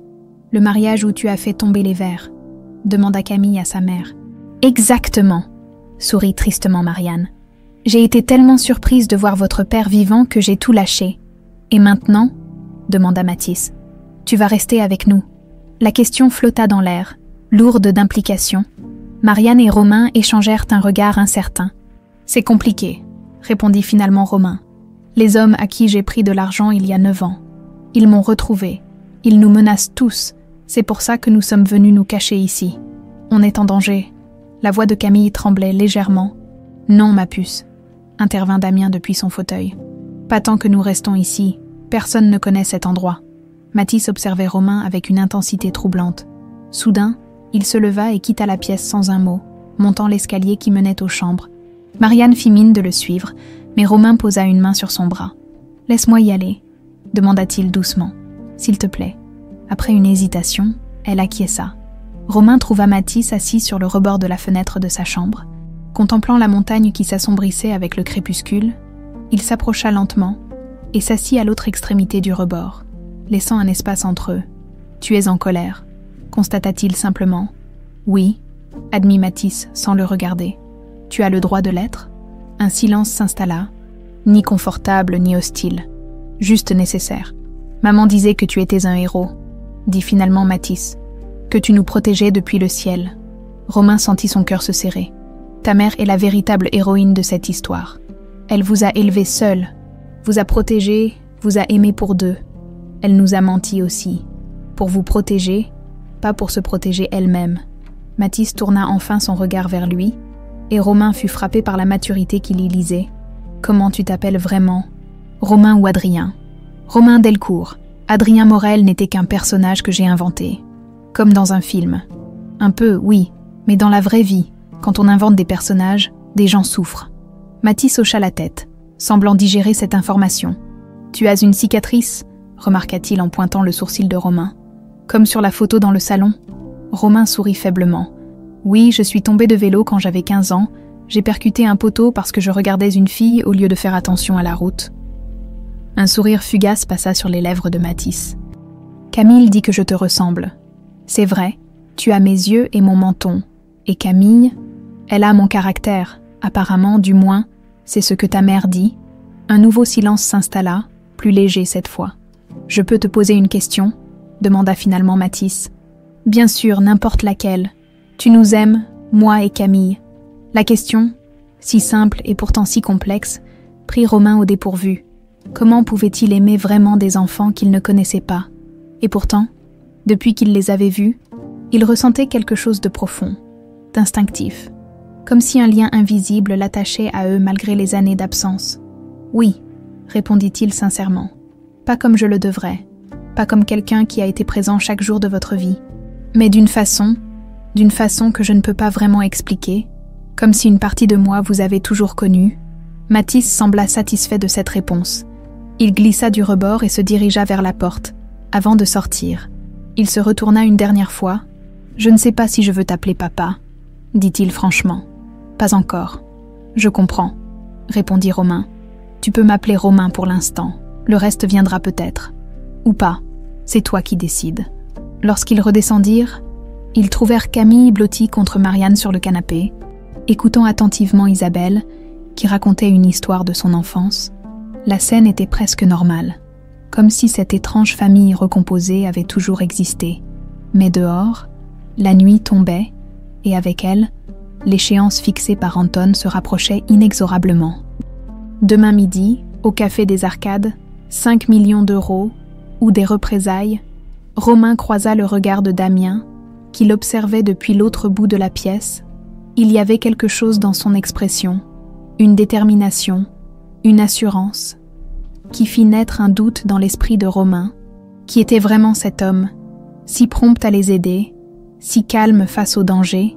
Était-il simplement le chevalier servant qu'il prétendait être? Ou y avait-il autre chose, une motivation cachée derrière son apparente bienveillance? Pour la première fois depuis leur retrouvaille, Romain se demanda si Marianne n'avait pas échangé un danger contre un autre. L'aube pointait à peine derrière les montagnes, lorsque Marianne se réveilla en sursaut. Quelque chose n'allait pas. Un silence trop parfait régnait dans le chalet, comme si la maison elle-même retenait son souffle. Elle enfila rapidement un pull par-dessus son pyjama et se dirigea vers la chambre des jumeaux. Les lits étaient vides, les couvertures repoussées. Son cœur manqua un battement avant qu'elle n'entende des chuchotements provenant du rez-de-chaussée. Dans la cuisine, Mathis et Camille, encore en pyjama, préparaient maladroitement des tartines sous le regard bienveillant de Damien. « Bonjour », dit-il en l'apercevant. « Tes chefs cuisiniers voulaient te préparer le petit déjeuner. » Le soulagement submergea Marianne. « Vous m'avez fait peur tous les trois. On voulait te faire une surprise », expliqua Camille en étalant généreusement de la confiture sur une tartine déjà bien garnie. « C'est réussi », sourit Marianne en embrassant ses enfants. Damien lui tendit une tasse de café. Leurs doigts se frôlèrent, et Marianne se surprit à apprécier ce simple contact. Ces derniers jours, au milieu du chaos, Damien avait été son roc, sa constante. Sans lui, elle n'était pas sûre d'avoir pu gérer la situation avec autant de sang-froid. « Où sont les autres ?» demanda-t-elle, après avoir savouré une gorgée de café. « Isabelle dort encore, je crois », répondit Damien. Quant à Romain, il était déjà parti quand je me suis levée à 6 heures. Il a laissé un mot. Il lui tendit un papier plié en deux. L'écriture de Romain, qu'elle aurait reconnue entre mille, s'étalait en lignes nerveuses. « Je dois régler cette situation seule. Ne me cherchez pas. Protégez les enfants. Je reviendrai si je peux. R. » « Quel imbécile !» murmura Marianne. « Il est allé les affronter seul. »« Apparemment, » confirma Damien. L'air préoccupé, j'ai essayé de l'appeler, mais son téléphone est éteint. Il a pris la voiture. « Non, elle est toujours là. Il a dû appeler un taxi. » Marianne regarda l'horloge murale. 7h30, dans moins de 5 heures. Romain serait face à Anton au Café des Arcades. Elle connaissait assez bien son ex-mari pour savoir qu'il n'avait pas les 5 millions exigés, ce qui signifiait qu'il allait tenter de négocier, probablement en offrant une partie de la somme et des promesses pour le reste, une stratégie suicidaire avec des hommes comme Anton. « Nous devons l'arrêter », décida-t-elle. « Comment ?» demanda Damien. « Nous ne pouvons pas emmener les enfants avec nous et nous ne pouvons pas les laisser seuls. »« Je reste avec eux », proposa Isabelle, qui venait d'entrer dans la cuisine, parfaitement coiffée et habillée malgré l'heure matinale. « Je sais que nous ne nous connaissons pas depuis longtemps, mais je vous assure que je prendrai soin d'eux. » Marianne hésita. Pouvait-elle vraiment confier ses enfants à cette femme qu'elle connaissait à peine et qui avait été sur le point d'épouser Romain? « Maman, » intervint Mathis, « on n'est pas des bébés, on peut rester avec Isabelle. Elle nous a promis de nous apprendre à jouer aux échecs. »« Et si les méchants viennent ?» demanda Camille, toujours pragmatique. « Ce chalet a un système de sécurité sophistiqué, » expliqua Damien. « Alarme, caméra, volets blindés, et personne ne sait que vous êtes ici. » Après un moment de réflexion, Marianne acquiesça. « D'accord, mais soyez extrêmement prudents, n'ouvrez à personne. Ne répondez pas au téléphone et au moindre doute, vous appelez le numéro d'urgence que Damien va vous laisser. » 1 heure plus tard, Marianne et Damien roulaient vers Lyon dans la BMW de ce dernier. Le paysage alpin défilait, majestueux et indifférent à leur angoisse. « Penses-tu qu'il a un plan ?» demanda Marianne, brisant le silence qui s'était installé. « Romain, j'en doute, il agit par impulsion, par culpabilité. Tu ne l'aimes pas beaucoup, n'est-ce pas ?» Damien serra légèrement le volant. Difficile d'apprécier un homme qui a abandonné sa femme enceinte et fait croire à sa mort pendant 9 ans. Pourtant, tu nous aides, tous. Je vous aide, toi et les enfants, corrigea-t-il. Romain est un dommage collatéral. Cette réponse intrigua Marianne. Il y avait quelque chose dans le ton de Damien, une amertume qui semblait dépasser le simple jugement moral. Comment avez-vous travaillé ensemble, exactement? Tu as dit que ton cabinet avait conçu plusieurs de ces complexes hôteliers. C'est vrai, confirma Damien, les yeux fixés sur la route. Nous avons collaboré sur 3 projets majeurs à Nice et à Cannes, des complexes de luxe pour sa clientèle aisée. Et c'est tout. Damien hésita un instant. Non, il y a autre chose que je ne t'ai pas dit. J'avais des soupçons sur l'origine des fonds de Romain depuis longtemps. Certains investissements semblaient trop parfaits, trop opportuns, comme s'il avait des informations que personne d'autre n'avait. Tu penses qu'il a commis des délits d'initié? Entre autres, j'ai commencé à enquêter discrètement. C'est comme ça que j'ai découvert que son passé antérieur à son arrivée à Nice était inexistant. Adrien Morel n'avait pas d'histoire avant ses premiers investissements immobiliers. Marianne le dévisagea, surprise. Tu enquêtais sur lui, pourquoi? Par curiosité au début, puis par prudence, pour protéger mon cabinet. Je ne voulais pas être associée à des activités douteuses. Cette révélation jeta un nouvel éclairage sur Damien. Il n'était peut-être pas le chevalier blanc désintéressé qu'elle avait imaginé. « Et quand tu m'as vue au mariage » commença-t-elle. « Je n'avais aucune idée de qui tu étais » l'interrompit Damien. « Je t'ai juste vue en détresse et j'ai voulu t'aider. C'est seulement après, quand tu m'as parlé de Romain Delcourt, que j'ai fait le lien. Tu aurais dû me le dire, peut-être, mais avec tout ce que tu traversais déjà, le silence retomba, moins confortable qu'auparavant. » Marianne regarda par la fenêtre. Perdue dans ses pensées, que savait-elle vraiment de Damien Rousseau? Était-il réellement ce qu'il prétendait être? Son téléphone vibra dans sa poche. Un message d'Isabelle. « Mathis a disparu. Nous l'avons cherché partout dans le chalet. La porte arrière était déverrouillée. » Un second message suivit immédiatement. « Il a laissé un mot. Je vais aider papa. » La panique s'empara de Marianne. « Arrête la voiture !» cria-t-elle à Damien. Mathis s'est enfui. Il est parti rejoindre Romain. Damien freina brusquement et se gara sur le bas-côté. Comment est-ce possible? Il ne sait même pas où est Romain. Il a dû nous entendre parler du Café des Arcades, réalisa Marianne, horrifiée. Il est intelligent et débrouillard s'il a décidé d'y aller. Il n'arrivera jamais à Lyon seul, tenta de la rassurer Damien. C'est à plus de 100 km et il n'a pas d'argent. Il a pris ma carte bancaire. Intervint un nouveau message d'Isabelle. Et j'ai vérifié. Un taxi est venu au village voisin il y a 1 heure. Oh mon Dieu, souffla Marianne. Il va se mettre en danger. Ces hommes n'hésiteront pas à l'utiliser contre Romain. Damien fit demi-tour et accéléra brutalement. Nous serons à Lyon dans 1h30 si je pousse la voiture. Espérons que Mathis mettra plus de temps. Appelle Romain, supplia Marianne. Il doit être prévenu. Son téléphone est toujours éteint, répondit Damien après avoir essayé. Mais j'ai une autre idée. Il composa rapidement un numéro sur son propre téléphone. Julien, c'est Damien. J'ai besoin d'un service urgent. Un garçon de 9 ans. Mathis Delcourt va probablement arriver à la gare de Lyon-Perrache dans les prochaines heures. Il faut absolument l'intercepter avant qu'il ne rejoigne le café des Arcades. Oui, c'est ça, dans le 2e arrondissement. Non, il ne faut surtout pas contacter la police. C'est compliqué, mais c'est une question de vie ou de mort. Il raccrocha et expliqua. Julien est un ancien collègue. Il travaille dans la sécurité maintenant. Il va envoyer quelques hommes surveiller la gare et le café. Si Mathis apparaît, ils le retiendront jusqu'à notre arrivée. Marianne hocha la tête. Reconnaissante mais toujours terrifiée. Comment a-t-il pu faire ça? Il ne connaît même pas Romain. Justement, dit doucement Damien. Peut-être qu'il veut le connaître, le protéger. Romain est son père, après tout. Un père qui l'a abandonné, rappela amèrement Marianne. Les enfants ont une capacité de pardon que nous, adultes, avons perdue, observa Damien.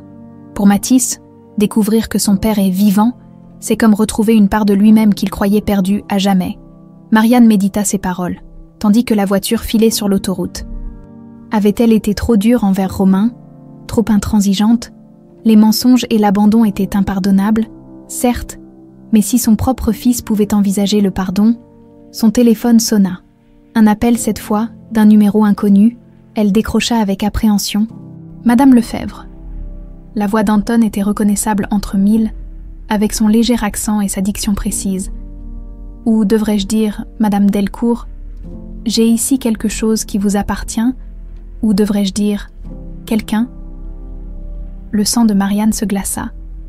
Si vous touchez à mon fils, pour l'instant, le jeune Mathis est en parfaite santé, l'interrompit Anton. Il est même assez courageux pour son âge. Il a tenté de défendre son père quand mes hommes l'ont, persuadé de nous accompagner. Que voulez-vous? La même chose qu'hier. 5 millions d'euros, mais j'ai maintenant une assurance supplémentaire que Romain coopérera pleinement. Où sont-ils? Demanda Marianne, la voix tremblante. Ah, c'est la partie intéressante. Vous connaissez cet endroit pittoresque où Romain a mis en scène sa première mort. Ce ravin sur la route de Lyon, nous y serons dans 3 heures. C'est poétique, n'est-ce pas? Boucler la boucle là où tout a commencé. Je veux parler à mon fils. Il y eut un bruit de mouvement, puis la voix de Mathis, petite mais ferme. Maman, je suis désolée. Je voulais juste aider. Ça suffit, coupa Anton en reprenant le téléphone. Vous avez la confirmation qu'il est vivant. Maintenant, écoutez-moi attentivement. Venez seul, avec la fille. Romain semble penser qu'elle pourrait être un atout de négociation supplémentaire. Jamais, s'étrangla Marianne. Je n'exposerai pas Camille à ça. Alors votre fils paiera pour votre obstination, répliqua calmement Anton.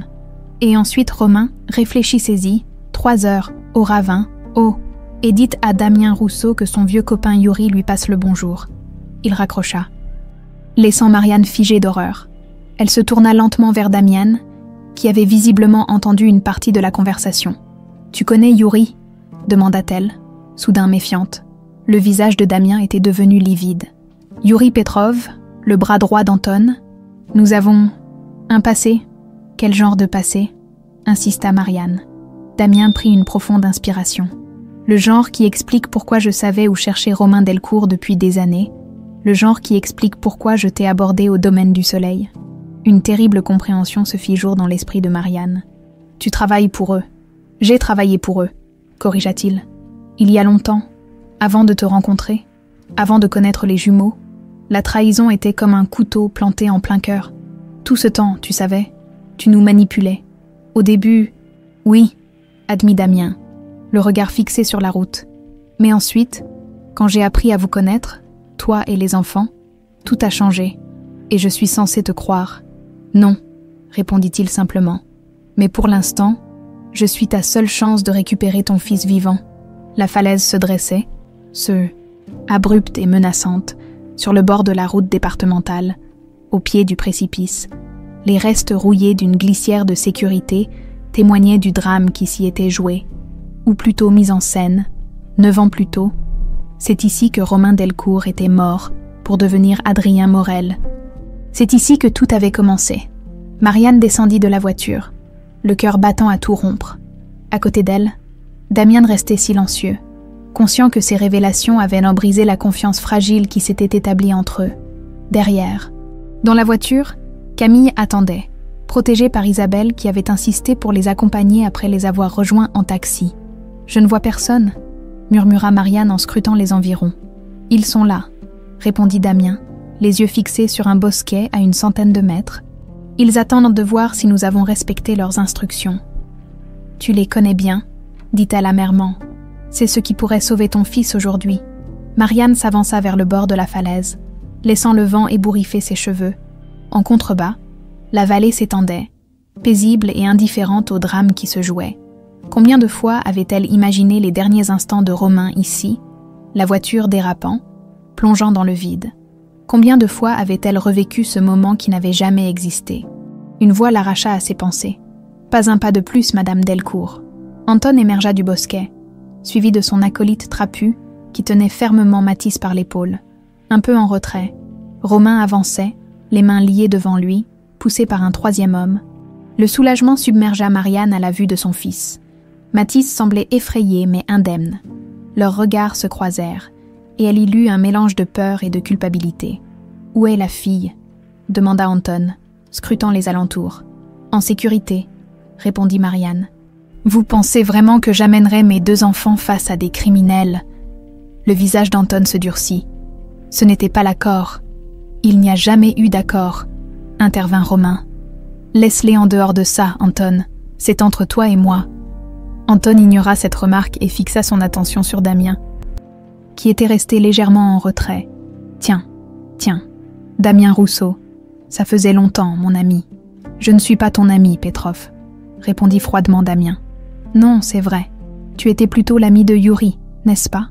Dommage qu'il ne puisse pas être là aujourd'hui. Il aurait aimé te revoir. » Mathis profita de cette distraction pour tenter de se dégager, mais l'homme qui le tenait resserra sa prise. « Mathis, reste calme !»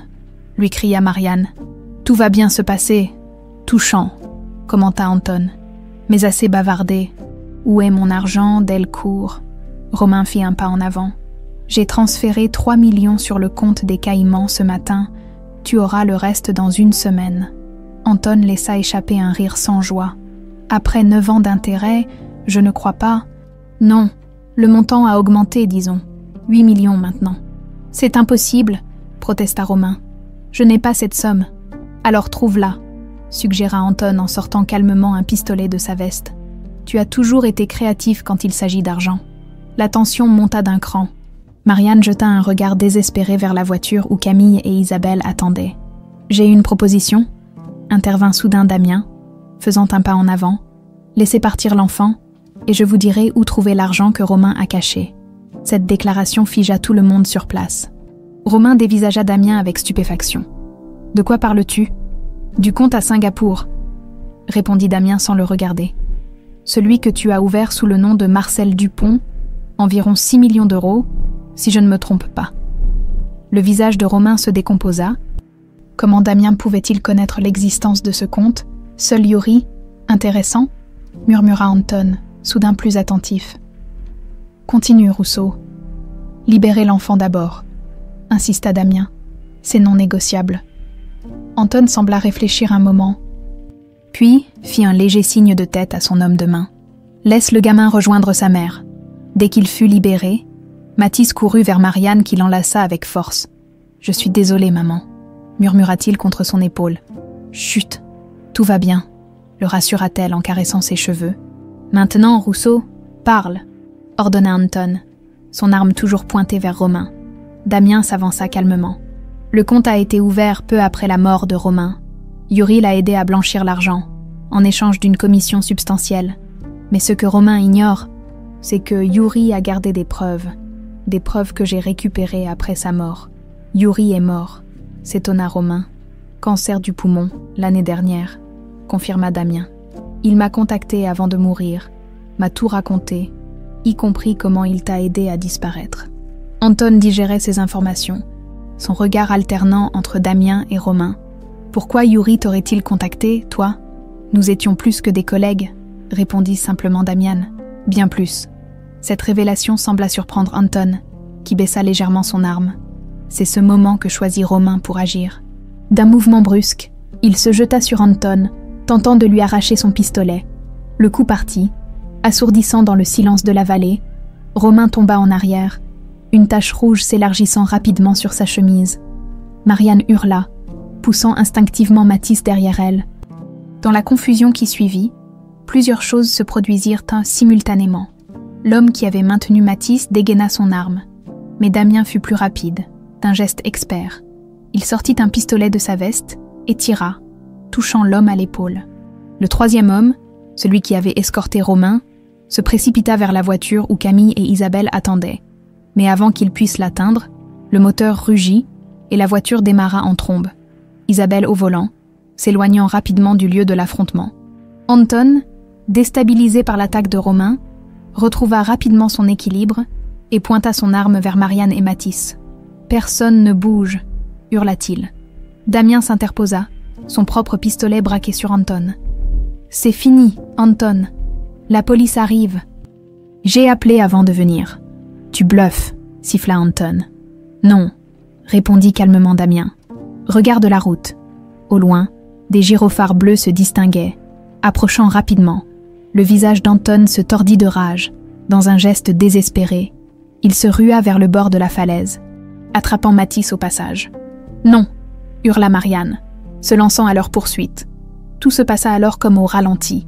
Anton, tenant fermement Mathis, recula jusqu'au bord du précipice. Le sol friable commença à céder sous leur poids. Mathis se débattit avec l'énergie du désespoir, parvenant à se libérer partiellement de l'emprise d'Anton, mais dans sa lutte, il perdit l'équilibre et glissa. Un cri déchirant s'échappa de la gorge de Marianne lorsqu'elle vit son fils basculer dans le vide. Mais Mathis parvint à s'agripper à une racine qui dépassait de la paroi. Il se retrouva suspendu au-dessus du vide, ses petites mains agrippées désespérément à ce mince filin de vie. « Maman !» cria-t-il, terrifié. Marianne se précipita, mais Anton se tenait entre elle et son fils. Damien visa soigneusement, prêt à tirer, mais la position était trop risquée. Un coup mal placé pourrait faire tomber Mathis. « Aide-moi !» supplia Marianne, se tournant vers Romain qui gisait toujours au sol, blessé mais conscient, rassemblant ses dernières forces. Romain se traîna jusqu'au bord. Laissant une traînée de sang derrière lui, Anton, voyant les policiers s'approcher, sembla hésiter entre fuir et achever sa vengeance. « Ton fils ou ta vie, Delcourt » lança-t-il avec un rictus mauvais. « Prends ma vie » répondit Romain sans hésiter. « Mais sauve l'enfant. » Anton parut surpris par cette réponse. Il regarda Mathis, suspendu au-dessus du vide, puis Romain, prêt à se sacrifier. « Tu n'as jamais été qu'un lâche, Delcourt » cracha-t-il finalement. « Même ton sacrifice est pathétique » sur ces mots. Il s'éloigna du bord, abandonnant Mathis à son sort. Mais avant qu'il puisse fuir, un coup de feu retentit. Anton s'effondra, touché à la jambe par le tir précis de Damien. « Mathis, tiens bon !» cria Marianne, s'allongeant au bord de la falaise pour tenter d'atteindre son fils. Mais il était trop loin, et la racine commençait à céder. « Je n'y arrive pas, maman !» sanglota Mathis, ses forces l'abandonnant. C'est alors que Romain, ignorant sa blessure, se traîna jusqu'au bord et se pencha dangereusement dans le vide. Grâce à sa taille et à ses longs bras, il parvint à saisir le poignet de Mathis au moment même où la racine cédait. « Je te tiens !» haleta-t-il, le visage crispé par l'effort et la douleur. « Je ne te laisserai pas tomber, jamais plus. » Avec l'aide de Marianne et Damien, ils parvinrent à hisser Mathis en sécurité. Dès qu'il fut sur la terre ferme, Romain s'effondra, épuisé et affaibli par la perte de sang. Les sirènes des voitures de police étaient maintenant toutes proches. Anton et ses hommes, neutralisés, n'opposaient plus de résistance. Marianne serrait Mathis contre elle, incapable de le lâcher, tandis que Damien tentait de stopper l'hémorragie de Romain avec sa veste. « Tiens bon !» murmurait Damien. « Les secours arrivent. Prends soin d'eux !» articula faiblement Romain, ses yeux se fermant malgré ses efforts pour rester conscient. Mathis se libéra doucement de l'étreinte de sa mère et s'approcha de Romain. « Papa » murmura-t-il en prenant sa main. « Papa, reste avec nous. » Ce simple mot, « Papa », prononcé pour la première fois, sembla donner à Romain une force nouvelle.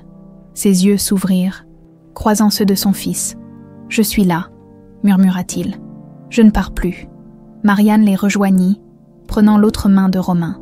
Pendant un instant, le temps sembla suspendu, malgré tout ce qui s'était passé, malgré les mensonges et la trahison. Ils étaient ensemble, une famille brisée mais réunie, au bord du précipice qui avait marqué le début de leur séparation. « Les ambulanciers sont là !» annonça Damien, brisant ce moment fragile, tandis que les secours prenaient en charge Romain. Marianne se tourna vers Damien, le regard indéchiffrable. « Tu nous dois toute la vérité », dit-elle simplement. Absolument toute la vérité. 5 ans plus tard, le soleil printanier baignait le petit jardin de sa lumière dorée. Marianne disposait des verres sur la table en bois, préparant le goûter d'anniversaire. 14 ans. Ses jumeaux avaient 14 ans aujourd'hui. Le temps avait filé à une vitesse vertigineuse depuis cette journée fatidique à la falaise. « Besoin d'aide ?» demanda une voix derrière elle. Damien se tenait dans l'encadrement de la porte-fenêtre, tenant un plateau de petits fours. Leur relation avait survécu aux révélations. Au procès, aux doutes, ce n'avait pas été facile. La confiance, une fois brisée, se reconstruit lentement. Mais ils y étaient parvenus, pas à pas. « Tu peux mettre les boissons au frais ?» répondit-elle avec un sourire. « Les enfants ne vont pas tarder à rentrer de l'école. » Damien déposa le plateau et l'embrassa tendrement sur le front avant de se diriger vers la cuisine. Leur maison, modeste mais chaleureuse, située dans la banlieue lyonnaise, était devenue un havre de paix pour leur famille recomposée. La sonnette retentit, Marianne jeta un coup d'œil à sa montre, trop tôt pour les enfants, et alla ouvrir. Isabelle se tenait sur le seuil, élégante comme toujours, un grand paquet dans les bras. « Je suis en avance, comme d'habitude », s'excusa-t-elle en entrant. « Tu es toujours la bienvenue », la rassura Marianne en l'embrassant. Leur amitié improbable s'était renforcée au fil des années. Après avoir témoigné contre Anton et ses complices, Isabelle avait repris les rênes de l'empire hôtelier familial, tout en créant une fondation pour les familles monoparentales en difficulté. Une façon de donner un sens à son propre traumatisme. « Comment va-t-il » demanda Isabelle en déposant son cadeau sur la table du salon. Marianne n'avait pas besoin de précision pour comprendre de qui elle parlait. « Mieux, je crois. Les médecins sont optimistes. La rééducation progresse, même si c'est lent. » Isabelle hocha la tête. Compréhensive, la balle d'Anton avait causé des dégâts importants à la colonne vertébrale de Romain, le laissant partiellement paralysé du côté droit. 3 ans de prison pour fraude fiscale et faux témoignages avaient suivi sa longue convalescence. Il avait été libéré l'année précédente pour bonne conduite et en raison de son état de santé. Les enfants sont impatients de le voir, poursuivit Marianne. Surtout Mathis. C'est compréhensible, après ce qu'ils ont traversé ensemble. Le sacrifice de Romain pour sauver son fils avait été le premier pas vers une forme de rédemption. Pendant sa détention, il avait entretenu une correspondance régulière avec Mathis, répondant patiemment à ses questions, partageant des anecdotes de sa propre enfance. Camille, plus réservée, avait mis plus de temps à s'ouvrir, mais les lettres avaient commencé à s'échanger entre eux aussi, créant un lien fragile mais réel. « Maman, on est là ». La porte d'entrée claqua, et les jumeaux firent irruption dans le salon. À 14 ans, ils avaient l'énergie et l'enthousiasme propres à l'adolescence, mêlés à une maturité acquise dans l'épreuve. « Tante Isabelle » s'exclama Camille, en se précipitant pour l'embrasser. Le titre honorifique s'était imposé naturellement au fil des ans. « Joyeux anniversaire, ma belle », répondit Isabelle en lui tendant un petit écrin. « Un bracelet pour la jeune femme que tu deviens. » Mathis, plus grand et plus posé que sa sœur, enlaça brièvement Isabelle avant de se tourner vers sa mère. « Il est arrivé ?»« Pas encore », répondit Marianne. « Mais il ne devrait plus tarder. » Comme pour confirmer ses paroles, une voiture se gara devant la maison. Mathis se précipita à la fenêtre, puis sortit en courant, à travers la vitre. Marianne observa la scène. Romain, descendant laborieusement du taxi avec l'aide de sa canne, et Mathis accourant pour le soutenir. Ce tableau la touchait toujours autant. Malgré les années écoulées, Damien vint se placer silencieusement à ses côtés, glissant un bras protecteur autour de sa taille. « Ça va. Oui, » assura-t-elle. « C'est juste, émouvant de les voir ensemble. » Lorsque Romain entra, appuyé sur Mathis, Camille s'avança timidement. « Bonjour, papa, » dit-elle, le dernier mot encore hésitant sur ses lèvres. « Joyeux anniversaire, ma princesse », répondit-il en lui tendant un petit paquet maladroitement emballé. Le repas d'anniversaire se déroula dans une atmosphère détendue. Presque normale, les adultes évitaient soigneusement les sujets sensibles, se concentrant sur le présent, sur les projets des jumeaux, sur les anecdotes légères. « J'ai une annonce à faire », déclara finalement Romain, alors que Marianne servait le gâteau. « J'ai signé les papiers hier. Mon témoignage contre le réseau d'Anton m'a valu une réduction de ma période de liberté conditionnelle. Je suis officiellement un homme libre. » Un silence accueillit cette nouvelle. Puis Mathis se leva et serra brièvement son père dans ses bras. « Félicitations. Merci, » répondit Romain, ému. « Et j'ai autre chose à vous dire. J'ai trouvé un petit appartement pas loin d'ici. Je m'y installe la semaine prochaine. Comme ça, nous pourrons nous voir plus souvent si vous le souhaitez. » Marianne échangea un regard avec Damien. Ils en avaient discuté longuement, malgré le passé, malgré les blessures. Ils avaient décidé de faciliter la relation entre Romain et ses enfants. Pas pour lui. Il ne méritait peut-être pas cette seconde chance. Mais pour Mathis et Camille, qui avaient le droit de connaître leur père biologique, « C'est une bonne nouvelle », confirma-t-elle. « Les enfants pourront passer du temps chez toi pendant les vacances, si tu te sens capable de t'en occuper. »« J'en serai honorée », dit simplement Romain. La fête se poursuivit, les tensions s'atténuant progressivement. Après le gâteau et l'ouverture des cadeaux, Romain demanda à parler à Damian en privé. Les deux hommes s'isolèrent sur la terrasse, de la cuisine où elle préparait le café. Marianne pouvait les voir discuter calmement. Quelle conversation étrange cela devait être. L'ex-mari et l'actuel compagnon, l'homme qui avait abandonné sa famille et celui qui l'avait en partie reconstruite, ils avaient parcouru un long chemin, eux aussi, depuis leur antagonisme initial. La vérité complète sur Damien avait fini par émerger. Pièce par pièce, ancien agent d'Interpol infiltré dans le réseau financier d'Anton, il avait effectivement connu Yuri, le bras droit du mafieux.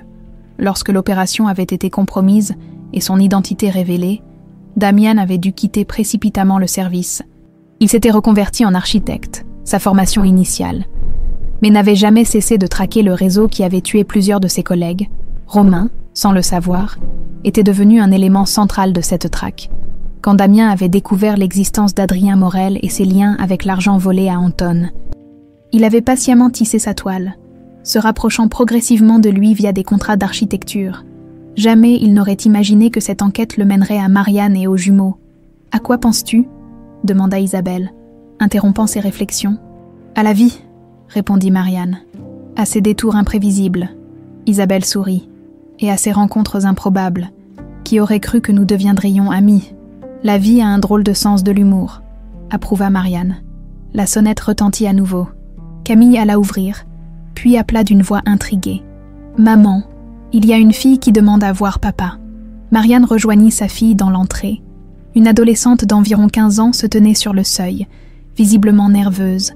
Ses cheveux bruns et ses yeux noisettes rappelaient étrangement ceux de Romain. « Bonjour, » dit-elle timidement. « Je m'appelle Sophie Morel.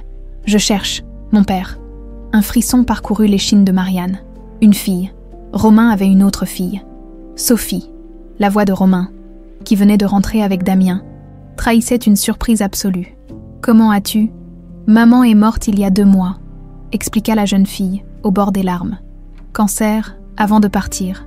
Elle m'a tout dit sur toi, sur Adrien Morel, qui n'existait pas vraiment, sur Romain Delcourt. Mon vrai père ?» Le silence qui suivit était assourdissant.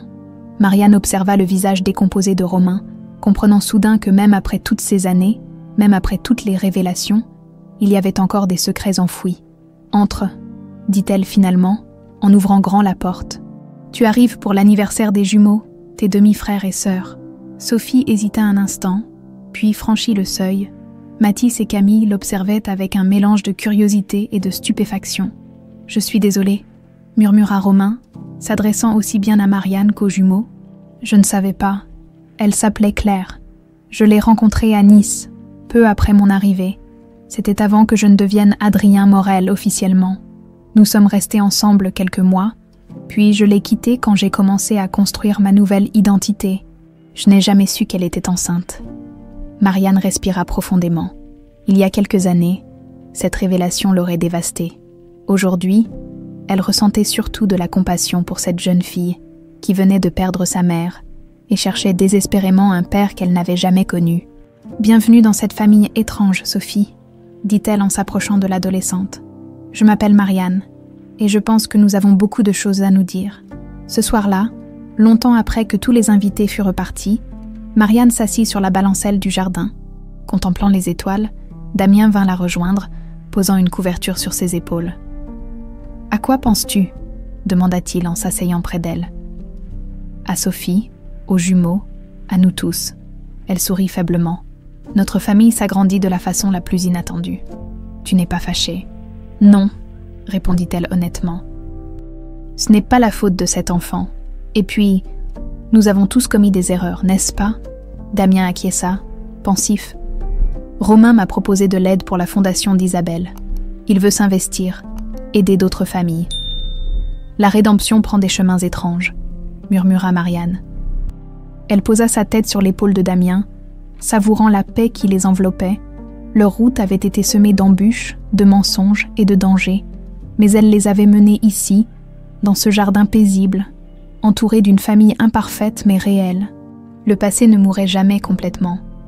Il ressurgissait parfois sous la forme d'une jeune fille inconnue frappant à leur porte.